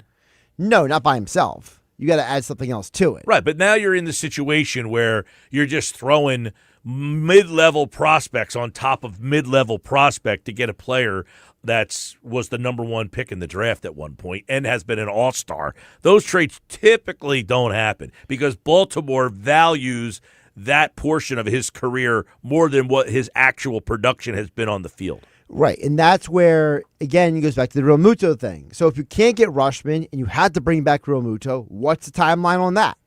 And so now, okay, you bring back Real Muto. How you said, Mike, how many years? Is it 2 years? Is it 3 years? What's the cutoff for him? I don't go any more than 2 years on JT, and I'm not even thrilled with that. I'm almost like I have to do something different. I kind of have to tweak. Somebody has to be the one that goes. And sorry, I don't want it to be you, but you're the one. Because, quite frankly, I don't know that they find a taker for Bohm either. You're almost better off just saying they have to try to find a way that they can improve the number 4 spot in the lineup. It's not just trading Bohm, as Morosi said. You've got to upgrade the position, meaning he was hitting 4th in your lineup. You can't just trade him and get another guy who is going to – he has to be able to hit in the 4th spot. That's what this team has lacked. Dombrowski talked about it the other day, too. He said, listen, everybody's looking for a right-handed outfielder. The Phillies had 2 guys, Bader and Castellanos. I think I read in the piece. I'll have to pull it up on the other side. I'll pull that up on the other side. Gill brought up an interesting stat. People talk about the Phillies, all these platoons and all this stuff. The Phillies actually platoon almost less than some of the other teams. You'll be surprised to hear at one of the stats that Matt Gill wrote about at The Athletic. We'll bring that up. Fine 5, Ugly 5, all that and more. Coming up next on the Sports Bash. You're listening to the Sports Bash with Mike Gill. Never thought this radio stunt would catch on so big. On 97.3 ESPN. Hi, it's Pete from Chicky and Pete's. Warm up this fall with an incredible seafood boil. Try the Uncle George with succulent snow crabs, tasty mussels, and shrimp. There's the Pete's Feast with 2 pounds of sweet succulent crab legs, a dozen shrimp, clams, and a pound of mussels. Or create your own boil. Add a lobster tail or a delicious Dungeness cluster. Include smoked sausage, corn, and potatoes, served in our tasty broth, made with white wine and our signature seasonings. A shellfish lover's dream at Chickies and Pete's. Hi, it's Pete from Chicky and Pete's, the official sports bar of your world champion Philadelphia Eagles. Go where the players go. Come join us all season for Eagles pep rallies, watch parties, and the best in-game experience anywhere. Ice cold draft beer, world famous food, and fan-friendly fun for every Eagles game. Every Monday night in South Philly, the Jordan Mailata Show, presented by Miller Lite, followed by Chicky and Pete's Players Lounge with a current player hosted by Ike Reese and Hugh Douglas. Go where the players go. Chickies and Pete's. This holiday season, Rachel will get Anna a fabulous faux fur coat. Anna will say Rachel shouldn't have, but Rachel didn't. Because Rachel will only have to spend $75 on a coat Anna thinks costs $200. But then again, it's what she thought that counts. Yes, JCPenney.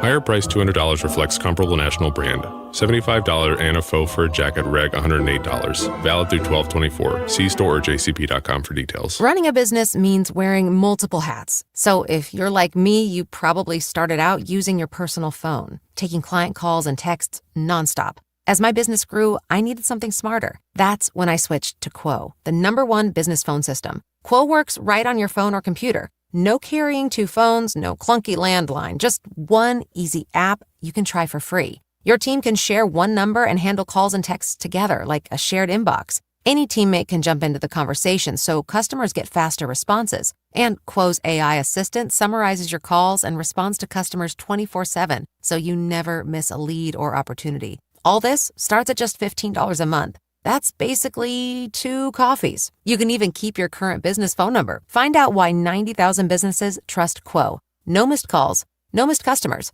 Try Quo for free at quo.com/sports. That's quo.com/sports to try Quo free. QUO.com/SPORTS. Winter is approaching. Are you prepared? Don't get left in the dark. Calvi Electric, a certified Generac dealer, has you covered. From installation to maintenance, they're your go-to experts for Generac generators, ensuring your home stays powered through any storm. A Generac home standby generator will automatically restore power to your home during an outage, so your life goes on uninterrupted. Put your trust in Calvi Electric, the premier electrical contractor, serving South Jersey for over 115 years. Visit CalviElectric.com today and stay ahead of any storm. With Progressive's collision coverage, my family gets up to $1,000 for vet bills if I'm injured in a car accident. And that makes this Chihuahua really feel like part of the family.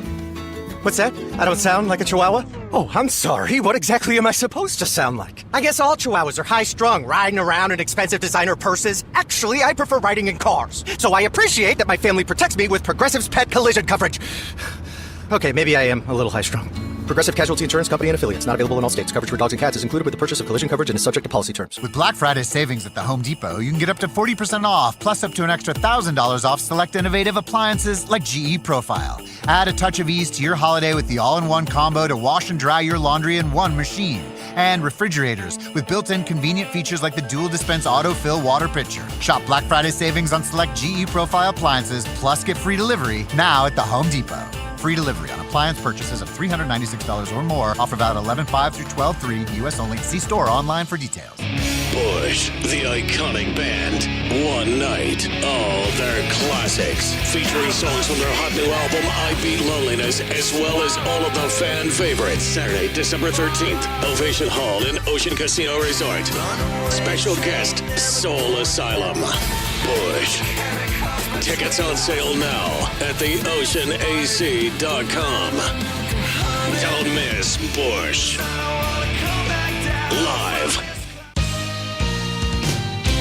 This is the Town Square, New Jersey Info and Weather Network. Progressive Insurance presents the Sports Flash on 97.3 ESPN. Now Edwards with it back to Maxey, 7 to shoot. Maxey trying to get free, spins at the top of the key, down the lane, fakes, back out top Edwards. 3-point shot in the air, it's long, no good. Rebound, Oubre, put back good. Sixers lead with 8.7 to go. Timeout, Boston. Tom McGinnis with the call right here on 97.3 ESPN as the Sixers beat the Celtics 102-100. Edwards finishing with 22 points. Tyrese Maxey, he had 21. Philadelphia outscored Boston by 8 in the fourth quarter to pull away. Friday, they'll face the Detroit Pistons in the Motor City. Tonight, the Flyers are home facing the Edmonton Oilers. Philadelphia has recorded at least 1 point in 6 of their last 8 games, coming off an overtime loss to Ottawa Saturday. Dan Vladar allowing just 2.18 goals per game at second best in the league. Eagles hosting the Detroit Lions Sunday, sitting at 7-2, while the Lions are 6-3 and tied with the Bears for the lead in the NFC North. Detroit's offense averaging over 31 points per game, second best in the NFL. Progressive is helping veterans drive their lives forward with its Keys to Progress program online at keystoprogress.com. I'm Tony Desiri, and that's your Sports Flash on 97.3 ESPN. Need help with your electric bill? New Jersey Board of Public Utilities has your back with a variety of programs that you can count on to save money. Whether you rent or own, see how you can save money today. Visit nj.gov/BPU. From the Town Square, New Jersey Info and Weather Network, I'm Chief Meteorologist Dan Zarrow. The streak of unseasonably cold weather continues, but tonight does not look like a freeze for South Jersey, thanks to a few clouds and a little breeze keeping the air stirred up. You'll still want a jacket, sweater, or coat, of course, with low temperature dipping to around 41 by tomorrow morning. Mostly sunny tomorrow, but the brisk wind continues, high 53. Partly sunny skies on Friday, breezy and dry, high 51. Get weather 24/7 wherever you are. Download our free mobile app today. Looking to lower your energy bills and boost home comfort? South Jersey Gas has you covered with a no-cost in-home whole home energy assessment. Our energy expert will review your home's energy efficiency and provide a personalized report of energy-saving improvements. Plus, you may also receive energy-efficient upgrades like faucet aerators, smart power strips, and LED light bulbs at no cost to you. Don't wait to save money and energy. Schedule your whole home energy assessment today at sjgsaveenergy.com or call 201-690-7897 today. We have the perfect solution for sitting in traffic. You come with me. The Sports Bash with Mike Gill on 97.3 ESPN and the 97.3 ESPN free mobile app. All right, 5:34, time for the Fine Five, Ugly Five, 5 best, 5 worst teams in the NFL. Don't forget, when the Eagles win, you win. They won Monday night. Free order of spicy tandoori chicken wings for dine-in customers. When the Eagles win, you win at the Nizams. They also have a great lunch buffet Friday, Saturday, Sunday. Stop by for that lunch buffet. Bring the whole crew and stop out. They also have a great banquet space to get up to 100 people, private events and celebrations. The Nizams in Egg Harbor Township. Tell Mike Gill from the Sports Bash sent you. What's going on, everybody? I'm Mike Gill. This is the Sports Bash live. Another chance for you to qualify for 99 bottles is coming. Listen for that cue to call in about 20 minutes from now. All right, time for the Fine Five, Ugly Five. 5 best, 5 worst teams in the NFL. Starting to clear up a little bit. 10 weeks in. 5 best, 5 worst. Let's start with the Ugly Five. Number 5, I got the New York Giants. You get your coach fired, that gets you on the list. I think there's worse teams, but you're 2-8. You're justifiably in, and you fired the coach. You're in the Ugly Five. More than fair. I only don't have the Giants in because their 2 wins still perplex me. And I also think they're going to win this Sunday. I think you can make a case that all the teams in the Uglies, their wins are perplexing. Like the teams True. that they actually beat. You're like, how did they win how did that this happen? game? Yeah. Yes. Like number 4, the Jets this past week, they didn't win a good game. They beat Cleveland. So yeah, the Jets in the Uglies, they've won 2 in a row, though. They have won 2 in a row. Not sure exactly how, considering they traded half their team away, but they won 2 games in a row, and Aaron Glenn's now mad at the media. I see that story this week. I did, about the injuries, and he doesn't want to, Well, he was mad because apparently one of the injuries was leaked. It wasn't supposed to be leaked by Rich Cimini of ESPN, and now, for those who don't know, there's a bit of an inside joke with that because Cimini was covering the Jets when Aaron Glenn played for the Jets. So apparently they've known each other for a while. Number 3, They won, too, and they beat Buffalo. But Miami's still a dumpster, even though they are 3-7 right now, which is better than some of the teams that did not make my uglies. But Miami, even after a win over Buffalo, I think that team is a disaster. Yeah, I think that win by Miami is more about Buffalo than it was about the Dolphins. It's a team also that fired their GM recently. So when you start firing people, your season is in the uglies. Yes. Number 2 is Cleveland. Cleveland is for you. They have just an absolute disaster of a season yet again. Can't figure out the quarterback situation. You're playing Dylan Gabriel over and over. He can't throw the ball 10 yards down the field. Yeah, the whole playing a short quarterback who can't throw seems to be a theme in Cleveland over the decades. And the whole, you drafted Sanders. Your season is off the rails. Just play him. Just see if he can play. Let him embarrass himself if you think he stinks. You can't be any worse than Dylan Gabriel. No, nobody can. Nobody can. And number 1 is Tennessee. Tennessee is the team this year. Tennessee is so bad. They fired their head coach and they got worse. 1-8, 0-7 in the conference. Lost 4 in a row. They lose at home. They lose on the road. The worst team in football. They might get the number 1 overall pick again. That's a tough spot to be in. You're the number 1 overall pick again. You draft a quarterback last year. If there's a quarterback, is there a quarterback in this year's class that you like more than Cam Ward? I mean, not really. No. I mean, I'm saying, if you have the number 1 pick, a lot of times you're looking for that quarterback, but they took the one last year. Right. So do you now bypass taking a quarterback, obviously, and then go in another direction? Yeah, you draft an offensive lineman. They need one. Desperately. All right, they're the ugly 5. Not included, the Saints.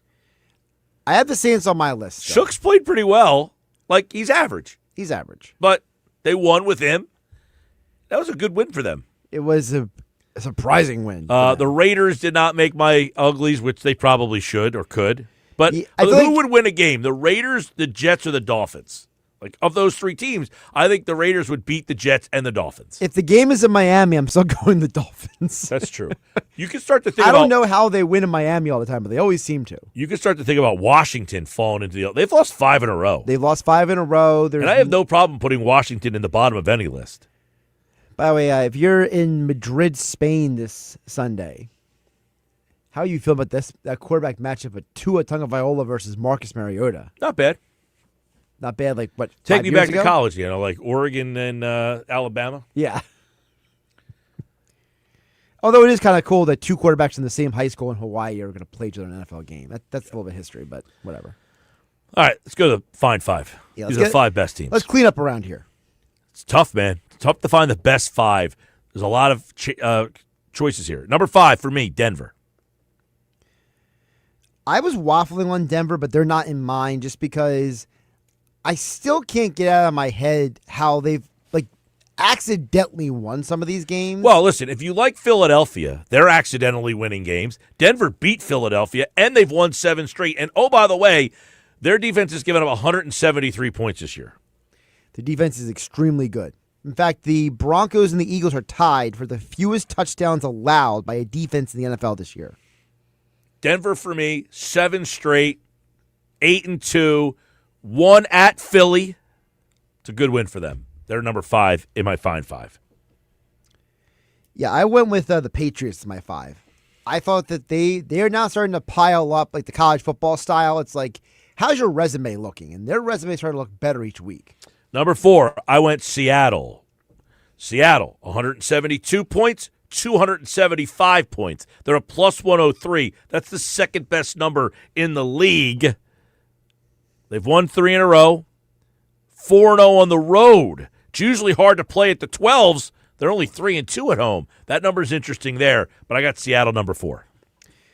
My number 4 is actually the Lions because I want to give them higher, but those 3 losses this year, was it just bad matchups? Was the styles make fights? But to me, the Lions got to be in the top 5. I got the Lions. They've had a lot of injury issues. They've had a lot of injury issues, but they've also responded from the injury issues too. So we got to give them credit. I got the Rams at number 3. Rams have won 4 in a row. They've only given up 153 on the season. That's the lowest number in the league. Points, yeah. They are 4-1 on the road. so they travel well. They score. Got to put the Rams in my fine 5. Rams are also my 3. Matthew Stafford, MVP. The guy's having a ridiculously good year. And remember, we came in this year wondering if he was even going to play after having an epidural in his back. Yeah. Remember arguing about that. I wasn't all that concerned about him. You weren't concerned. I was concerned, but apparently, what do I know? All right, let's go to 2. I have the Lions. I have the Eagles. I know people are looking at the win on Monday Night Football, but you have now won at Green Bay, at Tampa, and at Kansas City. Yeah. You could argue Philadelphia has some of the best road wins in the NFL. By the way, Terrell Dunn is producing the video today. He's a Denver guy. They're in my fine 5. Well, I'm not here to appease people. I'm just saying, I'm here to give an honest opinion. I got the Lions 2, Philly 1.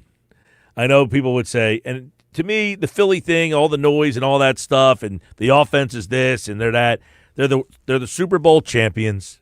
They've beaten Tampa Bay, Kansas City, Green Bay, the Rams.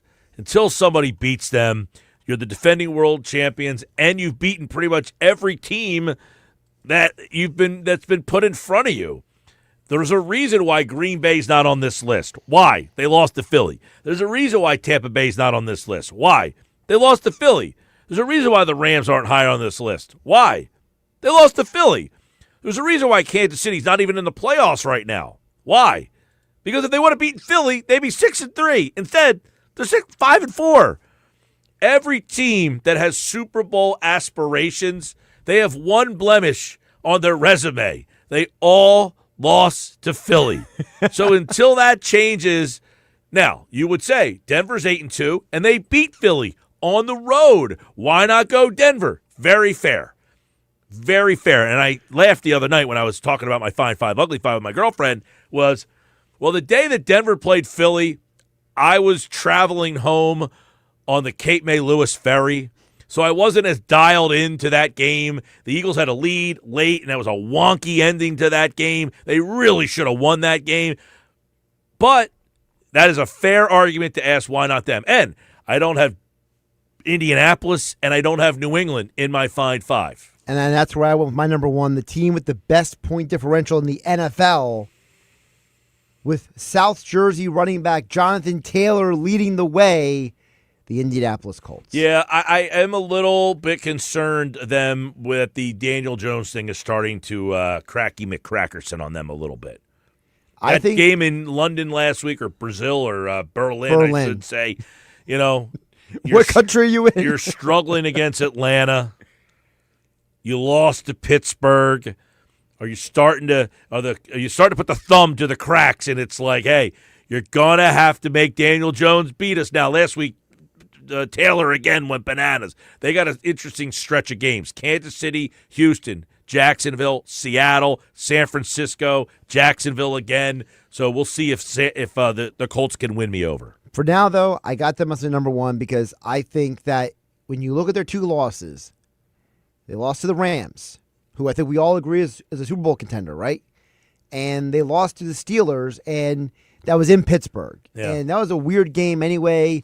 So I'm not going to act like their losses are like some of these teams this year. Some of their losses are bad. Like the Bills don't make any sense, for example. All right, Sports Bash Live, 97.3 ESPN. There's your fine 5, ugly 5. We'll do it again next week. Play along on the text board, 609-403-0973. Who's your number 1 team? Who's your fine team? Let us know. We'll have final thoughts. We'll close out the show coming up next. It's the Sports Bash with Mike Gill. Do I have everybody's attention now? On 97.3 ESPN and the 97.3 ESPN free mobile app. Hey everybody, it's Mike Gill from the Sports Bash. I've been telling you about my friends over at the Nizam's Restaurant. Well, don't forget, their Eagles special is back. You get a free order of spicy tandoori chicken wings for dine-in customers when the Eagles win. They also have a great lunch buffet on Friday, Saturday, and Sunday, and has a great banquet space that can seat up to 100 people for private events and celebrations. So what are you waiting for? Try out the Nizam's in Harbor Square, Egg Harbor Township, right outside of Boscov's. Hear that? It's holiday cheer arriving at Ulta Beauty with gifts for everyone on your list. Treat them to fan-favorite gift sets from Charlotte Tilbury and Peach & Lily. Go all out with timeless fragrances from YSL, Ariana Grande, and Carolina Herrera. And you can never go wrong with an Ulta Beauty gift card. Head to Ulta Beauty for gifts that make the holidays brighter and even more beautiful. Ulta Beauty. Gifting happens here. Are you ready to sell your home? Call Dave Beach. He makes sure his clients receive the very best in service. Dave Beach at RE/MAX Community is your trusted local expert. Fast closings, top offers, and service just like your family. 609-685-4942. Online at soldbydavebeach.com. When you're hiring, have you ever felt like you're missing out on meeting truly great candidates for your roles? It seems impossible to find them, but they have to be out there somewhere, right? Well, they're not hard to find when you know where to go, and that place is ZipRecruiter. And right now, you can try ZipRecruiter for free at ZipRecruiter.com/radio. ZipRecruiter helps 10 million people with their job search every day. And because these people are actively looking for jobs just like yours, it's easy to find the right person right away. In fact, 4 out of 5 employers who post on ZipRecruiter get a quality candidate within the first day. But if you're not using ZipRecruiter, you're missing out. So see what it's like when the impossible is easy. When you go to ZipRecruiter.com/radio right now to try ZipRecruiter for free. Once again, that's ZipRecruiter.com/radio. ZipRecruiter.com/radio. Never miss out on great candidates with ZipRecruiter. Hey guys, listen up. The holidays are coming, and don't you want to look your best for that special lady? At New Jersey Trim Clinic, we're South Jersey's #1 choice for weight loss injections, and we're here to help you shed those extra pounds and feel great. Imagine slipping into that favorite outfit and turning heads this holiday season. Our cutting-edge GLP weight loss injections are designed to help you lose those stubborn pounds and transform your body. No extreme dieting or grueling workouts needed. With real results and countless success stories from men just like you, it's time to take the first step towards the new you. Our convenient location in Somers Point, New Jersey is ready to support your weight loss journey with personalized plans tailored just for you. Don't wait. Visit us today at njtrimclinic.com or call us at 609-382-TRIM. That's 609-382-8746. Take advantage of the opportunity to look and feel amazing this holiday season. Your transformation starts now at New Jersey Trim Clinic. With Black Friday savings at the Home Depot, you can get up to 40% off, plus up to an extra $1,000 off select appliances like LG, America's most reliable line of appliances. Check out the newest LG refrigerator with new mini craft ice straight from the dispenser. Shop Black Friday savings on select LG appliances, plus get free delivery now at the Home Depot. Free delivery on appliance purchases of $396 or more. Offer valid 11/5 through 12/3, U.S. only. See store or online for details. Hi, I'm Chef Franklin Becker. You know the jingle. Now discover the facts about Ozempic, a GLP-1. There's only one FDA-approved Ozempic made by Novo Nordisk. Learn about the real thing. Talk to your healthcare professional today. Call 1-833-OZEMPIC or visit Ozempic.com to view the medication guide and to learn more about Ozempic. Semaglutide injection 0.5, 1, and 2 milligrams.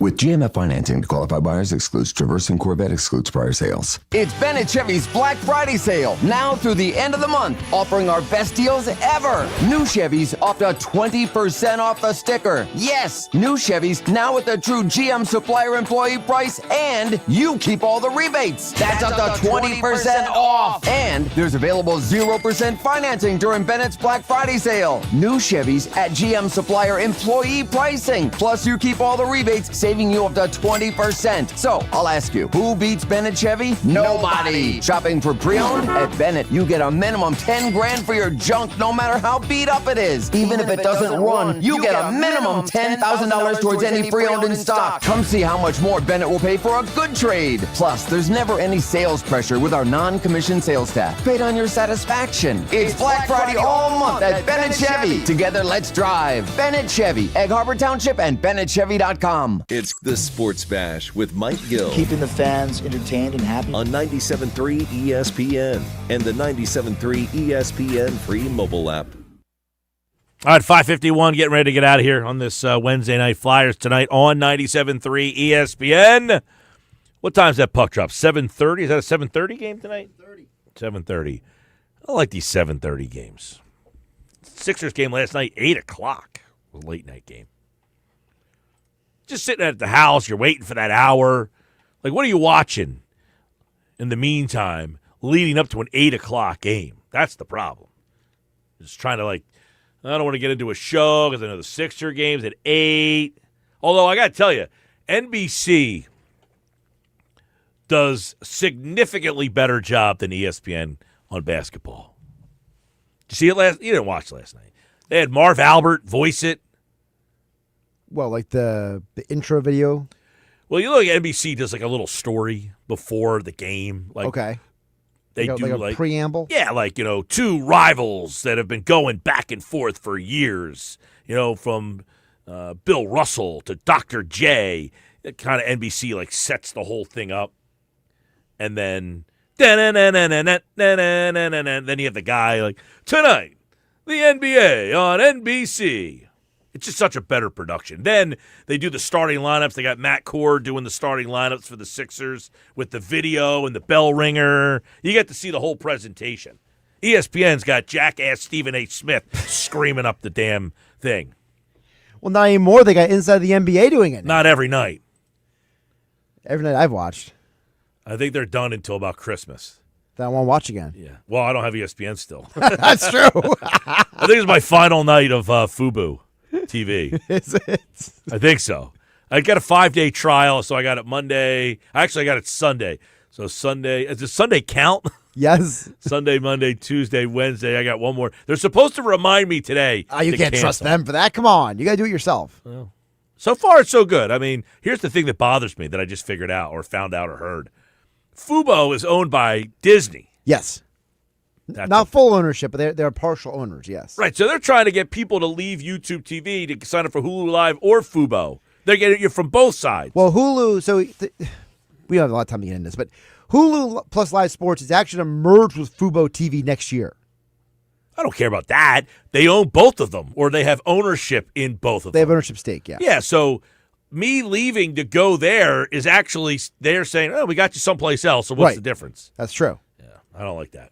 Meanwhile, your Xfinity box not coming back. All right, we'll do it again tomorrow. Have a great night, everybody. All